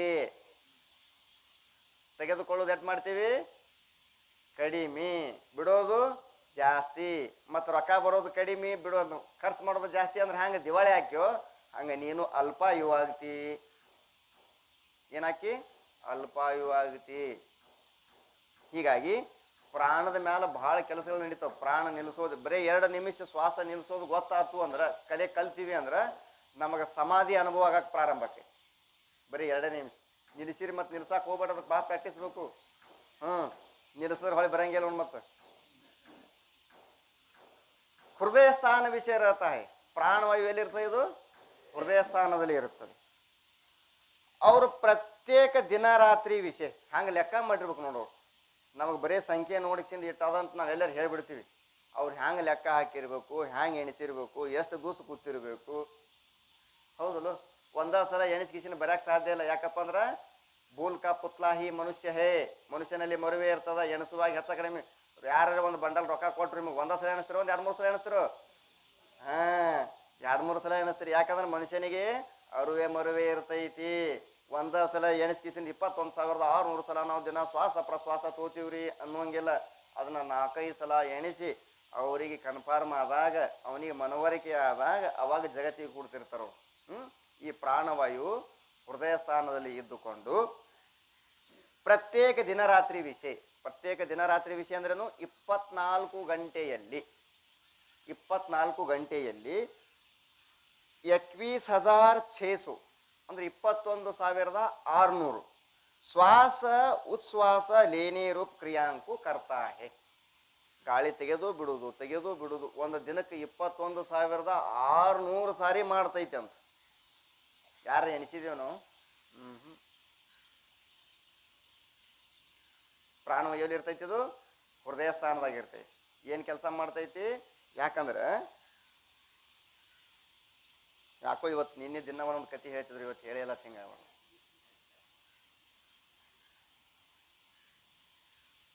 ನಾ ಹೆಚ್ಚ ನೀ ಹೆಚ್ಚ ಅನ್ನೋದು ಇದು ಜಗತ್ತಿನ ರೂಢಿನೇ ಐತಿ. ನಾ ಹೆಚ್ಚ ನೀ ಹೆಚ್ಚ ಪಶು ಪಕ್ಷಿಗಳಲ್ಲಿ ಬತ್ತು, ಪ್ರಾಣಿಗಳಲ್ಲಿ ಬತ್ತು, ಪ್ರಕೃತಿ ಒಳಗೆ ಎಲ್ಲದರಾಗೂ ಬತ್ತಿದು. ಮುಂಜ ನಾ ಹೆಚ್ಚ ನೀ ಹೆಚ್ಚ ಅವು ಜಗಳಾಡ್ತಿರ್ತಾವ. ಆಕಳುಗಳು ನಾ ಹೆಚ್ಚು ನೀ ಹೆಚ್ಚತ್ತಿಲ್ಲ ಅವು ಜಗಳಾಡ್ತಿರ್ತಾವ. ಕತ್ತಿಗಳು ನಾ ಹೆಚ್ಚು ನೀ ಹೆಚ್ಚು ತಿಳ್ಕೊಂಡು ಅವೇನು ಮಾಡ್ತಾವ? ಕತ್ತಿಗಳು ಹೈದಾಡಂಗಿಲ್ಲ ಅವು. ಕತ್ತಿಗೆ ಸಿಟ್ಟು ಬತ್ತು, ಇಬ್ಬರಲ್ಲಿ ವಿರಸ ಆತು, ಜಗಳಾಡಬೇಕು ಅಂತ ಅವು ಕನಸ್ತು ಅಂದ್ರೆ ಒಂದು ಪೂರ್ವಕ್ಕೆ ಮಾರಿ ಮಾಡಿರ್ತದೆ, ಒಂದು ಪಶ್ಚಿಮಕ್ಕೆ ಮಾರಿ ಮಾಡಿರ್ತದೆ. ನಾವು ತಿಳ್ಕೊತೀವಿ ಅದನ್ನ ನೋಡಿ. ನನಗೆ ಇದನ್ನ ಶಾಸ್ತ್ರದಾಗ ಓದಿದ್ದು ನನಗೆ ಗೊತ್ತೇ ಇರಲಿಲ್ಲ ಇದನ್ನ. ಇದು ಖರೇನೋ ಇಲ್ಲೋ ಅಂತೇಳಿ ಸುಮ್ಮ ಗಾಡ್ಯಾಗ ಕುಂತಿದ್ದ ಒಬ್ಬ ಮಿಠಾಯಿ ಅಂಗಡಿ ಅವ, ಸೇವಾ ಕಾಟಿ ಸೇವಾ ಅವು ಇರ್ತಾವಲ್ಲ, ಅವು ಕೌಂಟ್ ಆಗಿದ್ದು ಕಾಣ್ತದೆ, ಹೊಲಸಾಗಿದ್ದು, ಗಿರೇಕ್ ತೊಳಂಗಿಲ್ಲ ತಿಳ್ಕೊಂಡು ಒಂದು ದೊಡ್ಡ ಡಬ್ಬೆಗಿಂತ ತಂದು ರೋಡ್ ಮೇಲೆ ಪಕ್ಕದಾಗ ಅದನ್ನು ಸುರಿ ಡಬ್ ಡಬ್ ಡಬ್ ಅಂತ ಡಬ್ಬಿ ಬಡ್ದ. ಅವು ಕತ್ತಿ ಹಾಂ ಅಂತ ಓಡ್ಕೋತ ಬಂದ್ಬಿಟ್ಟು ಆ ಕಡೆದೊಂದು ಈ ಕಡೆದೊಂದು ಓಡಿ ಬಂದು ಅದು ಮುಂದೆ ಬಂದು ಕತ್ತಿ ತಿನ್ನಾಕ ಚಾಲೋ ಮಾಡ್ತು. ಕತ್ತಿ ತಿನ್ನಾಕ ಚಾಲೋ ಮಾಡ್ತು. ಅಲ್ಲಿಂದ ಅದನ್ನ ಹಿಂಗೆ ಬಾಯಿಲೆ ಕಡ್ದಾಗ ಮಾಡೋದು, ಪುಡ್ರಕತ್ ಹವಾಸ್ ಬಿಡೋದು, ಹಿಂಗೆ ಬಾಯಿಲೆ ಕಡ್ದಾಗ ಮಾಡೋದು ಮಾತ್ರ ನಾನು ನೋಡಬೇಕು, ಶಾಸ್ತ್ರದಾಗ ಬಂದೈತೆ ಅನ್ಬೇಕು, ಪಕ್ಕ ನೋಡಬೇಕತ್ ನಿತ್ತ ಇದೆ. ನಿತ್ತ ಬಳಕ ಏನಾಯ್ತು ಅಂದ್ರೆ ಮತ್ತೊಂದು ಕತ್ತಿ ಒಂದು ಓಡ್ ಬತ್ತಲ್ಲ, ಅದಕ್ಕೆ ಅದು ಸಿಟ್ಲೆ ಹಿಂಗೆ ನೋಡಾಕತ್ತು. ಸಿಟ್ಲೆ ನೋಡಾಕತ್ತು. ನೋಡಿಸಿಂದ ಏನು ಮಾಡ್ತು, ಒಂದು ಈ ಕಡೆ ಪೂರ್ವ ಕಡೆ ಮಾರಿ ಮಾಡ್ತು, ಒಂದು ಪಶ್ಚಿಮ ಕಡೆ ಮಾರಿ ಮಾಡ್ತು. ಪಾಪ ಮನುಷ್ಯರಿಗಿದ್ದ ಇವಕ್ಕಿದ್ದ ಬುದ್ಧಿ ಮನುಷ್ಯರಿಗಿಲ್ಲಲ್ಲಪ್ಪ. ಮಂದಿ ಬಿಡಸಾಕ್ ಬಂದಂಗೆ ಮತ್ತೆ ಹೆಚ್ಚಿಗೆ ಮಾಡ್ತಾರೆ ಮನುಷ್ಯರು. ಸರ್ನಿ ಮತ್ತೆ ಹಂಗವ್ರು ಬಿಡಸಾಕ್ ಬಂದಿರ್ತಾರ, ಏನೂ ಆಗೋಡಂಗಿಲ್ಲ ಅಂತೇಳಿ ಇವ್ರಿಗೊಂದು ಕಲ್ಪನಾ ಇರ್ತೈತಿ. ಬಿಡಸಾಕ್ ಬಂದಾಗ ಮತ್ತೆ ಹೆಚ್ಚಿಗೆ ಮಾಡ್ತಿರ್ತಾರೆ ಇವರು. ಮತ್ತು ಇವು ನೋಡಿದ್ವಿ ಯಾರು ಬಿಡಿಸೋರಲ್ಲ, ಯಾರು ಇಲ್ಲ. ಪಾಪ ಒಂದು ಬೇಡ, ನೀನು ತಿನ್ಬೇಡ ನಾನು ತಿನ್ಬೇಡ, ಒಂದು ಹಿಂಗೆ ಹೋಗೈತಿ ಒಂದು ಹಿಂಗೆ ಹೋಗೈತಿ ಅಂತ ನಾ ತಿಳಿದೀನಿ. ಅವು ಅಗದಿ ಹಿಂಗೆ ಅಲರ್ಟ್ ಆಗಿ ನಿಂತು, ಸಾವಧಾನ ರೀತಿ ನಿಂತ್ಬಿಟ್ಟು ಸಾವಧಾನ ನಿಂತ್ಬಿಟ್ಟು ಒಂದು ಆ ಕಡೆ ಮಾರಿ ಮಾಡ್ತು, ಒಂದು ಈ ಕಡೆ ಮಾರಿ ಮಾಡ್ತು. ಒಂದೊಂದು ಕಾಲೇ ಹೋದ್ರಿ ಎಲ್ಲವೂ ಎರಡು ಕಾಲಿ ಕೂಡಿಸಿ ಇದು ಎರಡು ಕಾಲಿ ಜೋಡಿಸಿ ಅದಕ್ಕೆ ಓದೋದು, ಅದು ಎರಡು ಕಾಲು ಜೋಡಿಸಿ ಇದಕ್ಕೆ ಓದೋದು. ಹಂಗೆ ಮಂದಿ ಸುದ್ದಿ ಗಾಬರಾಗತ್ತು, ರಪ್ಪ ತವಾಸ ಬರಾಕತ್ತು. ನಮ್ಮನೆ ಅದಕ್ಕೆ ಹೇಳ್ತಾರ ಅವರು, ಗದೆಗೂ ಗದೆ ಮಿಲೆ ದೋ ಲಾತ್, ಜ್ಞಾನಿಗೂ ಜ್ಞಾನಿ ಮಿಲೆ ದೋ ಬಾತ್.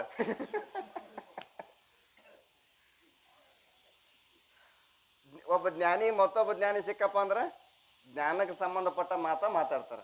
ಸಿದ್ಧಾರೂಢರಿಗೆ ಶಿಸ್ನಾಳ ಶರೀಫ್ ನೋಡಕ್ಕೆ ಬಂದಾಗ ಏನು ಮಾಡಿದ್ರು ಅವರು? ಕತಿ ಕೇಳಿದ್ರು ಏನು? ಅವ್ರು ಹ್ಯಾಂಗ್ರಿ ಇವ್ರು ಹ್ಯಾಂಗ್ರಿ ನಿಮ್ಮ ಭಕ್ತರು ಹ್ಯಾಂಗ್ರಿ ಬರೋಬ್ರದ್ರ ತಂದ್ರು? ಇಲ್ಲ, ಜ್ಞಾನಕ್ಕೆ ಸಂಬಂಧಪಟ್ಟ ಮಾತುಗಳನ್ನೇ ಮಾತಾಡ್ತಾರೆ.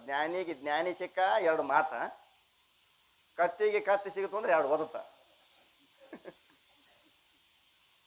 ಗದೆಗೂ ಗದೆ ಮೇಲೆ ದೋಲಾತ್, ಎರಡು ಜೋಪುಗಾಲ ಮಾಡಿ ಅದಕ್ಕೆ ಇದು ಓದಿದ್ದು, ಇದು ಅದಕ್ಕೆ ಓದೋದು. ಅಂದ್ರೆ ನಾ ಇದು ಯಾಕೆ ಈ ಮಾತು ಹೇಳ್ದಂದ್ರೆ, ಪ್ರಕೃತಿಯಲ್ಲಿ ನಾ ಹೆಚ್ಚ ನೀ ಹೆಚ್ಚ ಅನ್ನೋದು ಪ್ರತಿಯೊಂದ್ರೊಳಗೂ ಐತಿ. ಅಟ್ಟ ಅಲ್ಲ, ನಮ್ಮ ಶರೀರದಾಗಿರ್ತಕ್ಕಂಥ ಎಲ್ಲ ಇಂದ್ರಿಯಗಳು ಕೂಡ ಒಂದ್ಸಲ ಜಗಾಡಕತ್ತು. ಕಣ್ಣು ಹೆಚ್ಚ ಅಂತೇಳಿ ಕಣ್ಣು ಅನ್ನಕತ್ತು. ಕಣ್ಣು ಇಲ್ದವ್ರು ಜಗತ್ತಿನೊಳಗೆ ಭಾಳ ಮಂದಿ ಬದುಕ್ಯಾರ.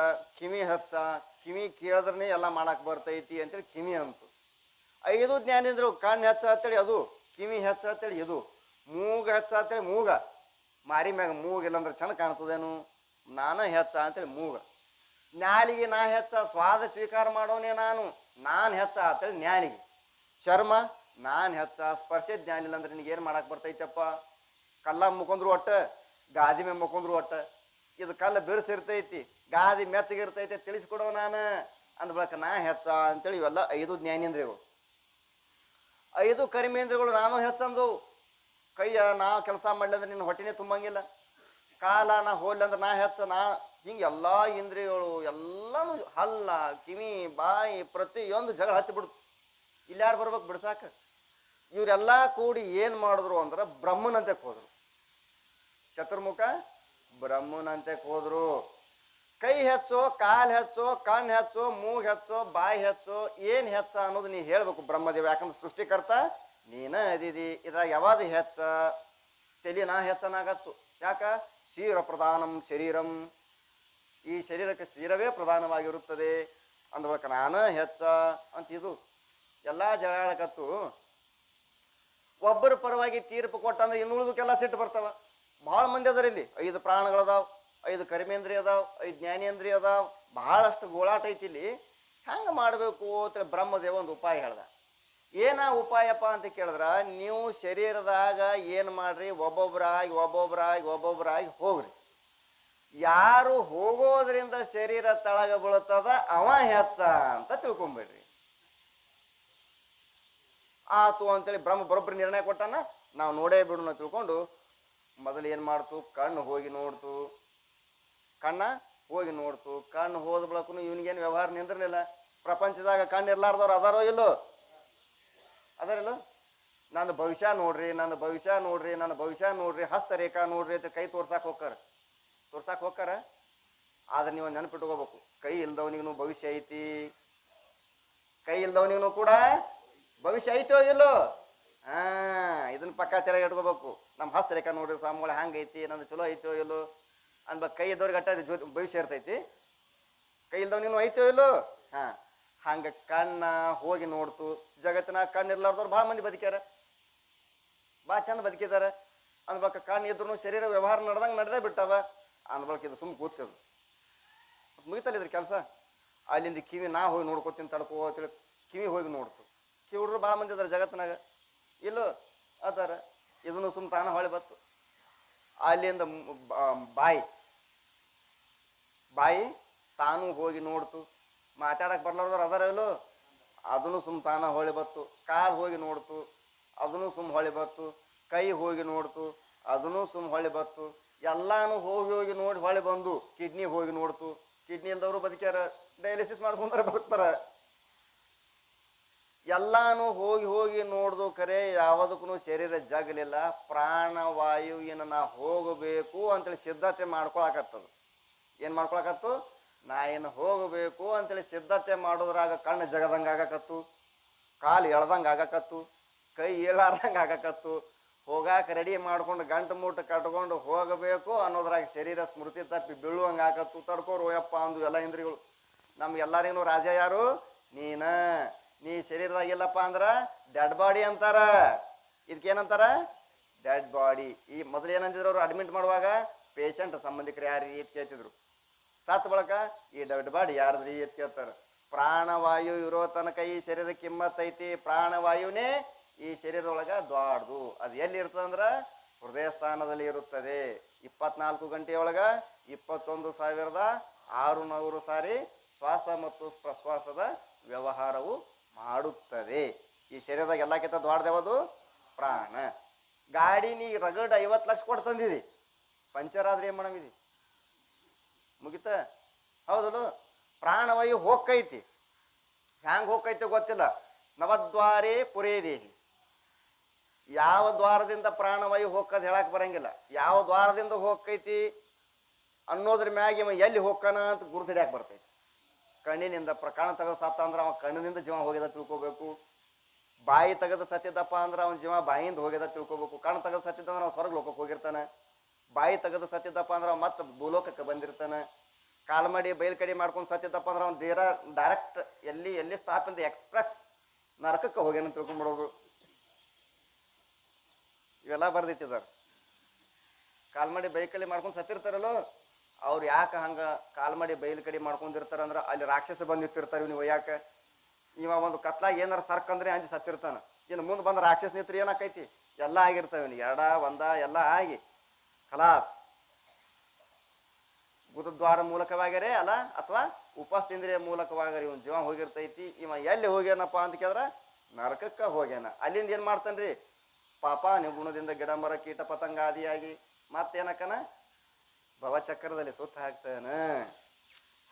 ಪ್ರಾಣವಾಯು ಹೋಗೋ ಜಾಗದ ಮ್ಯಾಗನು ಇವ ಎಲ್ಲಿ ಹೋಗ್ತಾನ ಅಂತ ಕಂಡು ಹಿಡಿಯಾಕೆ ಬರ್ತದೆ. अपान वायु गुदस्तान विषय रहता है और मलमूत्र के उत्सर्ग रूप क्रियाओं को करता है. ಇದು ಏನು ಮಾಡ್ತದೆ ಅಪಾನ ವಾಯು ಅಂದ್ರೆ ಗರ್ಭಧಾರಣೆ ಮಾಡಲ್ಪಟ್ಟಂತ ಶಿಶುವಿಗೆ ಸ್ತ್ರೀಯು 9 ತಿಂಗಳು ಮುಗಿದ ನಂತರ ಪ್ರಸೂತಿ ವಾಯು ಅಂತಾರಲ್ಲ, ಅದುವೇ ಯಾವದದು ಅಪಾನ ವಾಯು. ಗರ್ಭವನ್ನು ಹೊರಗೆ ಹಾಕುವುದಕ್ಕೆ, ಮಲಮೂತ್ರವನ್ನು ತ್ಯಾಗ ಮಾಡುವುದಕ್ಕೆ ಕಾರಣವೇ ಅಪಾನ ವಾಯು. ಅದು ಸರಿಯಾಗಿ ಕೆಲಸ ಮಾಡಲಪ್ಪ ಅಂದ್ರೆ ಬೈಲ್ಕಡಿ ಸಂದಾಗ ಸರಿಯಾಗಲ್ಲ, ಕಾಲ್ಮಡಿ ಸರಿಯಾಗಿ ಆಗಂಗಿಲ್ಲ. ಆಮೇಲೆ ನಾರ್ಮಲ್ ಡೆಲಿವರಿ ಆಗಂಗಿಲ್ಲ. ಏನು ಮಾಡ್ಬೇಕಾಗ್ತದ? ಸಿರ್ಜಿಂಗ್ ಮಾಡ್ಬೇಕಾಗ್ತದ, ಪಟ್ಟಿ ಕೊಯ್ ತೆಗಿಬೇಕಾಕೈತಿ. ಹೀಗಾಗಿ ಯಾವದಪ್ಪ ಅಂತ ಕೇಳಿದ್ರೆ ಅಪಾನ ವಾಯು ಸರಿಯಾಗಿ ಕೆಲಸ ಮಾಡ್ತು ಅಂದ್ರೆ ಎಲ್ಲ ಬರೋಬ್ಬರಿ ವ್ಯವಹಾರ ನಡೀತವ. ಅದು ಅದ್ರ ಕೆಲಸ ಏನು ಅಂತ ಕೇಳಿದ್ರೆ ಮಲಮೂತ್ರ ತ್ಯಾಗ ಮತ್ತು ಗರ್ಭವನ್ನ ಹೊರಗೆ ಹಾಕೋ ಕೆಲಸವನ್ನ ಮಾಡುತ್ತದೆ. ಸಮಾನ ವಾಯು ನಾಭಿ ಸ್ಥಾನ ವಿಷಯ रहता है.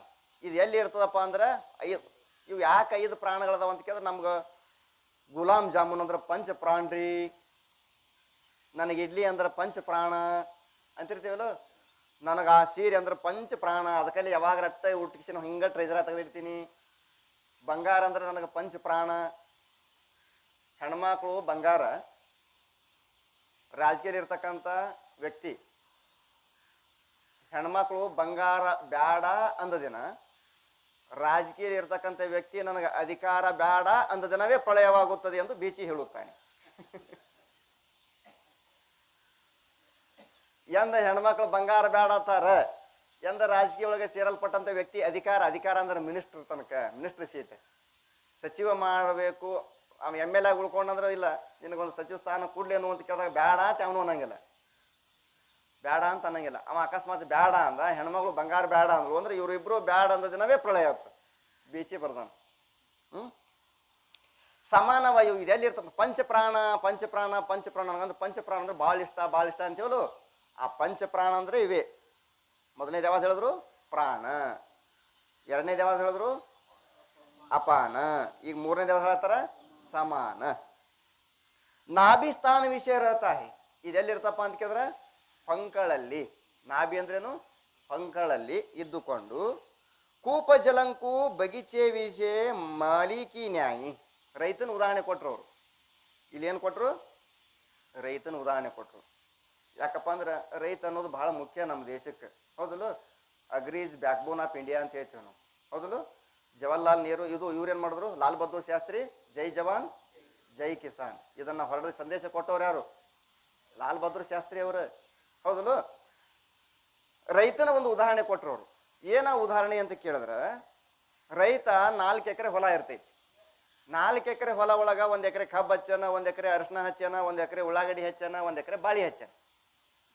ಕಬ್ಬಿಗೆ ಎಷ್ಟು ನೀರು ಬೇಕು, ಅರಿಶಿನಕ್ಕೆ ಎಷ್ಟು ನೀರು ಬೇಕು, ಉಳ್ಳಾಗಡ್ಡಿ ಈರುಳ್ಳಿಗೆ ಎಷ್ಟು ನೀರು ಬೇಕು, ಆಮೇಲೆ ಬಾಳಿಗೆ ಎಷ್ಟು ನೀರು ಬೇಕು ಅನ್ನೋದು ಆ ರೈತಗ ಜ್ಞಾನ ಇರ್ತೈತಿ. ಕಬ್ಬಿಗೆ ಹುಗಿಸ್ದಂಗೆ ನೀರು ಯಾವಾಗಲೂ ಅರಿಶಿನಕ್ಕೆ ಹುಗ್ಸಾಕ್ ಬರಂಗಿಲ್ಲ, ಅರಿಶಿನ ಕೆಟ್ಟು ಹೋಗ್ತೈತಿ. ಅರಿಶಿನಕ್ಕೆ ಬಿಟ್ಟಟ್ಟು ಬಾಳಿ ನೀ ನನಗೆ ನೀರಾಗ ನಿಲ್ಲಿಸತ್ ಹೇಳ್ತದ. ಬಾಳಿ ಏನು ಮಾಡ್ತಂತ? ನೀ ನನಗೆ ನೀರಾಗ ನಿಲ್ಲಿಸ್ದಪ್ಪ ಅಂದ್ರೆ ನಾನು ನಿನಗೆ ಊರಾಗ ನಿಲ್ಲಿಸ್ತೀನಿ. ಯಾವಾಗ ಹೇಳ್ತೈತಿ? ಬಾಳಿಗೆ ನೀರು ಭಾಳ ಬೇಕು. ನನಗೆ ನೀ ನೀರಾಗ ನಿಲ್ಲಿಸ್ತೀನಿ ಅಂದ್ರೆ ನಾನು ನಿನಗೆ ಎಲ್ಲಿ ನಿಲ್ಲಿಸ್ತೀನಿ?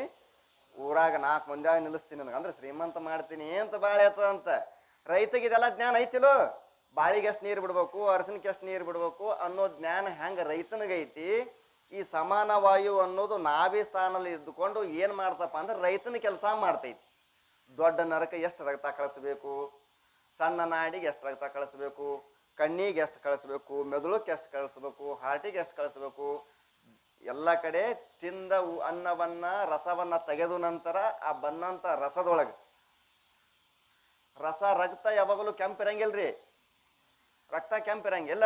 ಈಗ ನೀವು ಒಂದು ಕೆಲಸ ಮಾಡ್ರಿ, ನೀವು ಎಲಿ ತಿಂತೀರಿ, ಎಲಿ ತಿಂತೀರಿ, ಬಾಯಾಗ ಎಲಿ ಹಾಕೋರಿ, ಮೂಗ ಮತ್ತು ಬಾಯಿ ಮುಚ್ಚಿಗಿಸಿಂದ ಅದನ್ನ ಮೆಲಕ್ ಹಾಕ್ರಿ. ನೀವು ಒಟ್ಟ ಗಾಳಿ ಹೋಗ್ಬಾರ್ದ, ಮೆಲಕ್ ಹಾಕ್ರಿ, ಬಾಯಾಗ ಉಗುಳು ಜಮಾ ಆದಾಗ ಅದನ್ನ ಹೊರಗೆ ಉಗುಳ್ರಿ. ಅದು ಯಾವ ಕಲರ್ ಇರ್ತದೆ ನೋಡ್ರಿ? ಹಸಿರು ಕಲರ್ ಇರ್ತೈತಿ. ಯಾವ ಕಲರ್ ಇರ್ತೈತಿ? ಅದು ಹಸಿರು ಕಲರ್ ಇರ್ತೈತಿ. ಆಮೇಲೆ ಅದು ಕೆಂಪಾಕೈತಿ. ಒಂದು ಅರ್ಧ ತಾಸು ಬಿಟ್ಟು ನೋಡಿ ಹೋರಿ ನೀವು, ಅಲ್ಲಿ ಹಂಗಾಗಿರ್ತದ, ಕೆಂಪಾಗಿರ್ತೈತಿ. ಅದು ಗಾಳಿಯ ಸಂಯೋಗದಿಂದ ಬಣ್ಣವನ್ನ ಬದಲಿಸುತ್ತದೆ. ರಕ್ತವು ಹಸಿರಾಗಿನೇ ಇರುತ್ತದೆ. ಯಾಕಂದ್ರೆ ನಾವು ಕೈಪಲ್ಯ ತಿನ್ನುವಂತಿರ್ತಾರೆ. ತರಕಾರಿ ತಿನ್ರಿ, ರಗತ್ ಜಾಸ್ತಿ ಯಾಕಂದ್ರೆ ತರಕಾರಿಗಿನ ರಗತ್ ಹಸಿರು ಬರ್ತೈತಿ, ರಸ ಹಸಿರು ಬರ್ತೈತೋ ಕೆಂಪು ಬರ್ತೈತೋ? ಹಸಿರು ಬರ್ತೈತಿ. ಕೆಂಪು ಹೆಂಗೆ ಹಾಕೈತಿ ಅಂದ್ರೆ ಗಾಳಿ ಸಂಯೋಗದಿಂದ, ಗಾಳಿ ತೋತೀವಿಲ್ಲೋ ನಾವು, ಆ ಗಾಳಿ ಸಂಯೋಗದಿಂದ ಬಣ್ಣ ಬದಲಾಕೈತಿ. ಗುರ್ತಾತ? ಈ ಸಮಾನವಾಯು ನಾಭಿ ಸ್ಥಾನದಲ್ಲಿ ಇದ್ದುಕೊಂಡು ಯಾವ್ಯಾವ ನರನಾಡಿಗಳಿಗೆ ಎಷ್ಟೆಷ್ಟು ರಕ್ತ ಬೇಕು ಅನ್ನೋ ರೈತನ ತರ ಕೆಲಸ ಮಾಡ್ತೈತೆ. ನ್ಯಾಯಿ ಭೋಜನಕ್ಕೆ ಅನ್ನಕ್ಕೆ ರಸಂಕು ನಿಕಸಿಕೆ नाड़ी द्वारा सर्व शरीर विषय पहुंचाने रूप क्रियांಕು करता है. ಅನ್ನ ನಾವು ತಿನ್ನಂತ ಆಹಾರದಿಂದ ರಸವನ್ನ ತೆಗೆದು ಆ ರಸವು ಯಾವ ನಾಡಿಗೆ ಯಾವ ನರಕ್ಕೆ ಎಷ್ಟೆಷ್ಟು ಕಳಿಸಬೇಕು ಅನ್ನೋ ಕೆಲಸವನ್ನ ಏನ್ ಮಾಡ್ತೈತಿ? ಇದು ಸರಬರಾಜು ಏನ್ ಮಾಡ್ತೈತಿ? ರಫ್ತು ಮಾಡ್ತೈತಿ. ರಫ್ತು ಅಂದ್ರೆ ಗೊತ್ತಲ್ಲ, ಕಳಿಸೋದು. ಕನ್ನಡದಾಗ ರಫ್ತು ಅಂತಾರ ಅದಕ್ಕೆ. ಈಗೆಲ್ಲ ಬೋಟ್ನಾಗ ಅಲ್ಲಿ ಆ ದೇಶಕ್ಕೆಷ್ಟು ಈ ದೇಶಕ್ಕೆಷ್ಟು ಅವು ಇವು ಹಿಂಗೆ ಡೆಲಿವರಿಗಳು ಕಳಿಸ್ತಿರ್ತಾರಲ್ಲ, ಹಂಗೆ ಸಮಾನವಾಯು ಯಾವ್ಯಾವ ನರನಾಡಿಗಳಿಗೆ ಎಷ್ಟೆಷ್ಟು ಬೇಕು ಕಳಿಸೋ ಕೆಲಸ ಏನು ಮಾಡ್ತೈತಿ, ಸಮಾನವಾಯು ಮಾಡ್ತೈತಿ. ಉದಾನವಾಯು ನಾಲ್ಕನೇದು ಯಾವುದು, ಉದಾನವಾಯು. ಕಂಠಸ್ಥಾನ ವಿಷಯ रहता है, ಇದೆಲ್ಲಿ ಇರ್ತೈತಿ, ಕಂಠಸ್ಥಾನದಲ್ಲಿ ಇರ್ತೈತಿ, ಕುತ್ತಿಗೆ ಒಳಗೆ ಇರ್ತೈತಿ. ಖಾಯೇ ಪಿಯೇ ಅನ್ನ ಜಲಕ್ಕೆ ವಿಭಾಗಂಕು ಕರ್ತಾ ಹೇ, ಕಂಠಸ್ಥಾನದಲ್ಲಿ ನಾಡಿ ಒಳಗ ನಾಳಗಳು ಎರಡದಾವ, ಜಲನಾಳ ಅನ್ನನಾಳ. ಆದ್ರೆ ರಂಧ್ರ ಮಾತ್ರ ಒಂದೇ ಐತಿ, ಅಲ್ಲಿ ಹೋಗಿ ಒಳಗೆ ವಿಂಗಡಣೆ ಹಾಕವ್. ನಾವು ಊಟ ಮಾಡ್ತಾ ಮಾಡ್ತಾ ಮಾಡ್ತಾ ಹಂಗೆ ಟಸಿಗೆ ಬರಾಕತ್ತಪ್ಪ ಬ್ಯಾಗ್ ಏನೋ ಅನ್ನ ಇರ್ತೈತಿ, ಅದು ನುಂಗಿರಂಗಿಲ್ಲ, ಅದ್ರ ಜೊತೆ ನೀರು ಕುಡಿದು ಬಿಡ್ತೀವಿ, ಹಂಗೆ ಕುಡ್ದಿರ್ತೀವಿ. ಅನ್ನ ನೀರ ಎರಡೂ ಮಿಕ್ಸ್ ಆದರೂ ಕೂಡ, ಅನ್ನ ನೀರ ಎರಡೂ ಮಿಕ್ಸ್ ಆದರೂ ಕೂಡ ನೀರು ಎದಕ್ಕೆ ಕಳಿಸ್ಬೇಕು ಅದಕ್ಕೆ ಕಳಿಸ್ಬೇಕು, ಅನ್ನ ಎದಕ್ಕೆ ಕಳಿಸ್ಬೇಕು ಅದಕ್ಕೆ ಕಳಿಸ್ಬೇಕು. ಇಂಥ ಕೆಲಸ ಯಾವಾಗ ಮಾಡ್ತಾ ಅಂದ್ರೆ ಇದು ಉದಾನವಾಯು ಮಾಡ್ತೈತಿ. ಇವೆಲ್ಲ ಶೇಂಗಾದೆಲ್ಲ ನೀವು ಮಾರ್ಕೆಟಿಗೆ ಹಾಕ್ತಿರಲ್ಲೋ, ಅಲ್ಲಿ ಮಿಷನ್ಗೆ ಹೋದ ಬಳಕ ಅವ್ರು ಎಲ್ಲ ಒಂದು ಕಡೆ ಸುರುತ್ತಾರೆ. ಆ ಸುರುದ ಬಳಕ ಅದು ಮೂವ್ ಆಕೈತೆ, ಅದು ಕಾಳೆಲ್ಲ ಒಂದು ಮಿಷನ್ದಾಗ ಹೋಗ್ತಿರ್ತದ. ಆ ಚಾಣಿಗೆ ಒಳಗೆ ಬಿಳ್ಕತ್ ಹೋಗಿರ್ತೈತೆ. ಸಣ್ಣ ಕಾಳು ಒಂದು ಕಡೆ, ಮಧ್ಯಮ ಕಾಳು ಒಂದು ಕಡೆ, ಎಲ್ಲ ಕಟ್ಟ ದೊಡ್ಡ ಕಾಳು ಒಂದು ಕಡೆ, ಹಿಂಗೆ ಭಾಗ ಮಾಡಿ ಆಮೇಲೆ ಅದಕ್ಕೊಂದು ಕಿಮ್ಮತ್ ಕಟ್ತಾರೆ. ಇದೆಲ್ಲ ಗೊತ್ತಿರ್ತೈತಿ ನಿಮ್ಗೆ ರೈತರಿಗೆ. ಹಂಗೆ ಈ ಕೆಲಸ ಮಾಡ್ತೈತಿ ಅದು. ಹಂಗೆ ಮಾಡಿದ ನೋಡು ದೇವ್ರ. ಅನ್ನ ನೀರ ಎರಡು ಮಿಕ್ಸ್ ಮಾಡಿ ನುಂಗಾಕ್ ಹೋದ್ರು ಒಂದ ತೂತ್ನಾಗ ಹೋಗಂಗಿಲ್ಲ. ಎಲ್ಲಿ ಅನ್ನ ಹೋಗ್ಬೇಕು ಅಲ್ಲ ಹೋಗ್ತೈತಿ, ಎಲ್ಲಿ ನೀರು ಹೋಗ್ಬೇಕು ಅಲ್ಲೇ ನೀರು ಹೋಗ್ತೈತಿ. ಇಲ್ಲಿ ಯಾಕಂದ್ರೆ ಇಲ್ಲಿ ಮಿಷನ್ ಕುಣಿಸ್ಯಾರ. ಅದ್ರ ಹೆಸರು ಏನ್ರಿ ಅಂತಂದ್ರೆ ಉದಾನವಾಯು. ಆ ಮಿಷನ್ ಹೆಸರೇನು, ಉದಾನವಾಯು. तथा स्वप्न खींच की आदिक के दिखावने रूप क्रियांಕು करता है. ಮತ್ತೇನೇನು ಮಾಡ್ತೈತ್ರಿ ಅದು ಕೆಲಸ ಅಂತ ಕೇಳಿದ್ರೆ, ಸ್ವಪ್ನ ತೋರಿಸೋ ಕೆಲಸನೂ ಅಲ್ಲೇ ಮಾಡ್ತೈತಿ. ಕನಸು ಎಲ್ಲಿ ಬೀಳ್ತಾವ್ರಿ ಅಂತ ಕೇಳಿದ್ರೆ ಹಿತನಾಮಕ ನಾಡಿ ಒಳಗೆ ಬೀಳ್ತಾವ. ಅದೆಲ್ಲಿ ಇರ್ತೈತಿ ಅಂತ ಕೇಳಿದ್ರೆ ಕಂಠಸ್ಥಾನದಲ್ಲಿ ಐತಿ. ಕಂಠಸ್ಥಾನದಲ್ಲಿನೇ ಹಿತನಾಮಕ ನಾಡಿ ಐತಿ. ಅದು ಮುಂದೆ ಹೇಳ್ತಾರ ಅವ್ರು, ಒಂದು ಕೂದಲೊಳಗ 1000 ಭಾಗ ಮಾಡಬೇಕು. 1000 ಭಾಗ ಅಂದ್ರೆ ಅಡ್ಡಲ್ಲ, ಸೀಳ್ಬೇಕು. ಕಲ್ಪನಾ ಮಾಡ್ರಿ, 1000 ಭಾಗ ಮಾಡಕ್ಕಾಕೈತಿ ಒಂದು ಕೂದಲ್ದಾಗ, ಎಷ್ಟು ಸೂಕ್ಷ್ಮ ಆಗಬಾರ್ದು ಅಷ್ಟು. ಅದಕ್ಕಿಂತಲೂ ಸೂಕ್ಷ್ಮ ನರ ಇಲ್ಲಿ ಇರ್ತೈತಿ. ಹಿತನಾಮ ನಾಡಿಕ್ಕಿಂತಲೂ ಸೂಕ್ಷ್ಮ ನರ ಇಲ್ಲಿ ಇರ್ತೈತಿ. ತಾಯಿ ಗರ್ಭದೊಳಗಿದ್ದಾಗ ಮಗುವಿಗೆ ಹಿಂದಿನ 3 ಜನ್ಮ, ಮುಂದಿನ 3 ಜನ್ಮ, ಈಗಿನ 1 ಜನ್ಮ, 7 ಜನ್ಮದ ಜ್ಞಾನ ಇರ್ತೈತಿ. ಅದಕ್ಕೆ ಏನಿರ್ತೈತಿ, ಅದಕ್ಕೆ 7 ಜನ್ಮದ ಜ್ಞಾನ ಇರ್ತೈತಿ. ಹಿಂದೆ ಏನು 3 ಜನ್ಮ ಏನು ಮಾಡಿ ಬಂದ, ಇನ್ನು 3 ಜನ್ಮ ಮುಂದೆ ಏನು ಮಾಡ್ತೀನ, ಮತ್ತು ಈಗೇನು ಮಾಡವಿದ್ದೀನಿ ಈಗ ಹುಟ್ಟದ ಬಳಕ 7 ಜನ್ಮದ ಜ್ಞಾನ ಆ ಹುಡುಗ ಇರ್ತೈತಿ. ಅದಕ್ಕಲೇ ಬೇಡುವೆನ ಅಭಾವ ನಿಮ್ಮನ್ನು ಭವಭವದವಳು ಮಾಡಿ ನನಗೆ ಒಲಿದು ಸುಗುಣ ಸಂತತಿಯನು.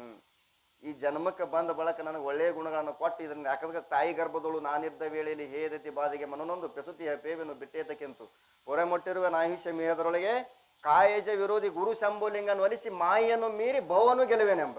ಅಲ್ಲಿ ಎಲ್ಲ ಇವನಿಗೆ ಬರೋಬ್ಬರಿ ಅಲ್ಲಿ ಪನಿಷ್ಮೆಂಟ್ ಕೊಟ್ಟಾರಲ್ಲಿ. ಪೊಲೀಸರ ಕೈಯಾಗ ಹೋಗಿ ಸೆಕ್ಕ ಬೆಂಡ್ ಎತ್ತದ್ರ ಅಂದ್ರೆ ಇವ ಎಂದೂ ನಾನು ಒಟ್ಟ ಎಂದೂ ಮಾಡಂಗಿಲ್ಲ ಸರತ್ತ ನಾವು. ಹಾಗೆ ಇವನಿಗೆ ಬೆಂಡ್ ಎತ್ತುವಂಗನ ನೆನಪಾಗಿರ್ತಾವಲ್ಲ ಎಲ್ಲ ನೆನಪಾದ ಬಳಕ ಒಟ್ಟ ನಾ ಹೊರಗೆ ಹೋಗ್ಬೇಕು ಅಂತ ಕಾಯ್ತಿರ್ತಾನ ನಾವು. ಯಾವಾಗ ಹೊರಗೆ ಹೋಗ್ಲಿ, ಯಾವಾಗ ಅಜ್ಞಾನ ಕಳ್ಕೊಳ್ಳಿ, ಯಾವಾಗ ಪರಮಾತ್ಮನ ಜೊತೆ ಬೆರಿಲಿ ಅಂತಿರ್ತಾನೆ. ಅಲ್ಲೇನು ಪ್ರಸೂತಿ ವಾಯು ಬಡತಾನಿಕೆ ಬಡ್ದ ಬಳಕ ಇಲ್ಲಿರ್ತಕ್ಕಂಥ ನರ ಏನು ಹರಿದು ಹೋಯ್ತು, ಹಿಂದಿಂದೂ ಮರ್ತ ಮುಂದಿಂದೂ ಮರ್ತ ಇಲ್ಲಿ ಬಂದು ಎಲ್ಲ ನಂದ, ಇದು ನನಗ ಬೇಕು ಚಾಲು ಮಾಡ. ಅಲ್ಲಿ ಒಳಗಿದ್ದ ಬುದ್ಧಿ ಹೊರಗೆ ಬರಲಿಲ್ಲ. ಅದು ಒಳಗೆ ಇದ್ದದ್ದು ಬುದ್ಧಿ ಹೊರಗಿತ್ತು ಅಂದ್ರೆ ಶಾಸ್ತ್ರ ಗುರು ಯಾರ್ದು ಅವಶ್ಯಕತೆನೇ ಇರಲಿಲ್ಲ. ಅದು ಹರಿದು ಹೋಗ್ಯದ ತಿಳ್ಕೊಂಡು ನಾವೆಲ್ಲ ಕೂತಿದ್ದೀವಿ. ಇಲ್ಲಿರ್ತಕ್ಕಂಥ ನರ ಹರಿದು ಹೋಗೈತಿ. ಅದು ಎಷ್ಟು ಸಣ್ಣ ಐತಪ್ಪ ಅಂದ್ರೆ ಹಿತನಾಮಕ ನಾಡಿಗಿಂತಲೂ 1000 ಪಟ್ಟು ಸಣ್ಣದಿರ್ತೈತಿ. ಗುರ್ತಾತಿಲು. ಹಿಂದಿನ ಜನ್ಮದಾಗ ನಾಯಿಯಾಗಿದ್ದ, ಈ ಜನ್ಮದಾಗ ಏನು ಮಾಡತ್ತಾನ, ಮನುಷ್ಯ ಆಗ್ಯಾನ. ಈ ಜನ್ಮದಾಗ ಮನುಷ್ಯ ಆಗ್ಯಾನ. ಹೇಸಿಗೆ ನೋಡಿ ಮೂಗು ಮುಸ್ತಾನೆ. ಹೇಸಿಗೆ ನೋಡಿ ಏನು ಮಾಡ್ತಾನೆ, ಈಗ ಮೂಗು ಮುಸ್ತಾನೆ.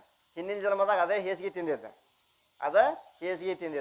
ಮತ್ತು ಹಿಂದಿನ ಜನ್ಮದಾಗ ನಾನೇ ಹೇಸಿಗೆ ತಿಂದೀನಿ ರೀ, ಈಗ ಯಾಕೆ ಮೂಗು ಮುಸ್ತೀನಿ ಅಂದ್ರೆ ಹಿಂದಿಂದ ನಿನಗೆ ನೆನಪಿಲ್ಲ. ಮತ್ತು ಸೂಕ್ಷ್ಮ ಶರೀರದ ಒಂದು ಧರ್ಮ ಐತಿ. ಯಾವ ಶರೀರದೊಳಗೆ ಸೇರ್ತೈತಿ ಅದರಂಗ ಆಕೈತಿ. ಯಾವ ಶರೀರದಲ್ಲಿ ಹೊಂದ್ಕೋತೈತಿ ಅದು ಅದರಂಗ ಆಕೈತಿ. ಮನುಷ್ಯನ ಜನ್ಮದ ಸೇರ್ತಂದ್ರೆ ಮನುಷ್ಯನಂಗೆ ಹಾಕನ. ನಾಯಿ ಜೋಡ ಸೇರ್ತು ಅಂದ್ರೆ ನಾಯಿ ಆಗಿ ತಿರುಗಾಡ್ತಾನ, ಹೌದಲ್ಲ? ಹೀಗಾಗಿ ಇದೇನು ಮಾಡ್ತದೆ ಅಂತ ಕೇಳಿದ್ರೆ ಸ್ವಪ್ನವನ್ನ ಬಿಕ್ಕಳಿಕೆಯನ್ನ, ಆಕಡಿಕೆಯನ್ನ, ಸೀನ ಇವೆಲ್ಲ ಕೆಲಸ ಯಾವಾಗ ಮಾಡ್ತದೆ ಅಂತ ಕೇಳಿದ್ರೆ ಉದಾನ ವಾಯು ಮಾಡ್ತೈತಿ. ಹೆಂಗೆ ಮಾಡಿ ಇದೊಂದು ನಡೆಸ್ಬಿಡೋಣ, ಬಿಟ್ಟು ಬಿಡೋಣ, ಇದೊಂದು ನಡೆಸ್ಬಿಡೋಣ, ಮುಗದೇ ಬಿಡ್ತೈತಿ. ವ್ಯಾನವಾಯು, ವ್ಯಾನವಾಯು ಸರ್ವ ಅಂಗಸ್ಥಾನ ವಿಷಯ ರಹತಾ ಹೇ. ಇದೆಲ್ಲ ಕಡೆ ಎಲ್ಲೆಲ್ಲಿ ಇರ್ತದಪ್ಪ ಅಂದ್ರೆ ಎಲ್ಲಿ ಇವು ಚಿಕನ್ ಗುನ್ಯ ಅಂತ ಹಾಕಿದ್ದು ಗೊತ್ತೇ ನಮಗೆ, ಎಲ್ಲಿ ಹಿಡಿತಿದ್ದು? ಹಾ, ಆ ಎಲ್ಲೆಲ್ಲಿ ಸಂದಗಳದಾವಲ್ಲ ಅಲ್ಲೆಲ್ಲಿ ಇರ್ತೈತಿ ಅದು. ಯಾವುದು? ವ್ಯಾನವಾಯು. ಚಿಕನ್ ಗುನ್ಯ ಆಯ್ತಪ್ಪ ಅಂದ್ರೆ ಮುಗಿದು ಹೋತು, ಅದು ಇನ್ನೂ ತನಕ ಆದ್ರೂ ಅವ್ರಿಗೆ ಬಿಟ್ಟಿರಂಗಿಲ್ಲ, ಏನಾದ್ರೂ ಮೂಸ್ತಾವರು. ಅವರು ಸರ್ವ ಅಂಗನಿಕೆ ಸಂಧಿನಿಕೆ ಫಿರ್ನೆ ರೂಪ ಕ್ರಿಯಾಂಕು ಕರ್ತಾಯಿ. ಬಟ್ ಮಡ್ಸೋದು, ಗೋಣ್ ಹೊಳಸಾಡೋದು, ಕೈ ಮಡಚಾಡೋದು, ಕಾಲು ಮಡಚಾಡೋದು, ನಡ ಹೊಳಸಾಡೋದು, ಕುತ್ತಿಗೆ ಗೋಣ್ ಮುರಿಯೋದು, ಇದೆಲ್ಲ ಕೆಲಸ ಯಾವ್ದು ಮಾಡ್ತಂದ್ರೆ ವ್ಯಾನವಾಯು ಮಾಡ್ತೈತಿ. ಇಸ್ ರೀತಿ ಸೇ ಪಂಚ ಪ್ರಾಣಕ್ಕೆ ಮುಖ್ಯ ಸ್ಥಾನ ಅವ್ರ ಕ್ರಿಯಾ ಹೇ. ಹೀಗಾಗಿ ಇವು 5 ಪ್ರಾಣಗಳು ಇರ್ತಕ್ಕಂಥ ಜಾಗ ಮತ್ತು ಇವು ಮಾಡ್ತಕ್ಕಂಥ ಕೆಲಸ ಇವೆಲ್ಲವನ್ನ ನಾವು ಇಲ್ಲಿ ತನಕ ಹೇಳ್ಕೊಂಡು ಬಂದೀವಿ. ಮುಂದೆ ಏನು ಹೇಳ್ತಾರೋ ಅನ್ನೋದು ಮುಂಜಾನೆ ನೋಡೋನು. ಹರಿ ಓಂ ತತ್ಸ. ಅದು ಮೊಬೈಲ್ ಬಂದ್ ಮಾಡಿ.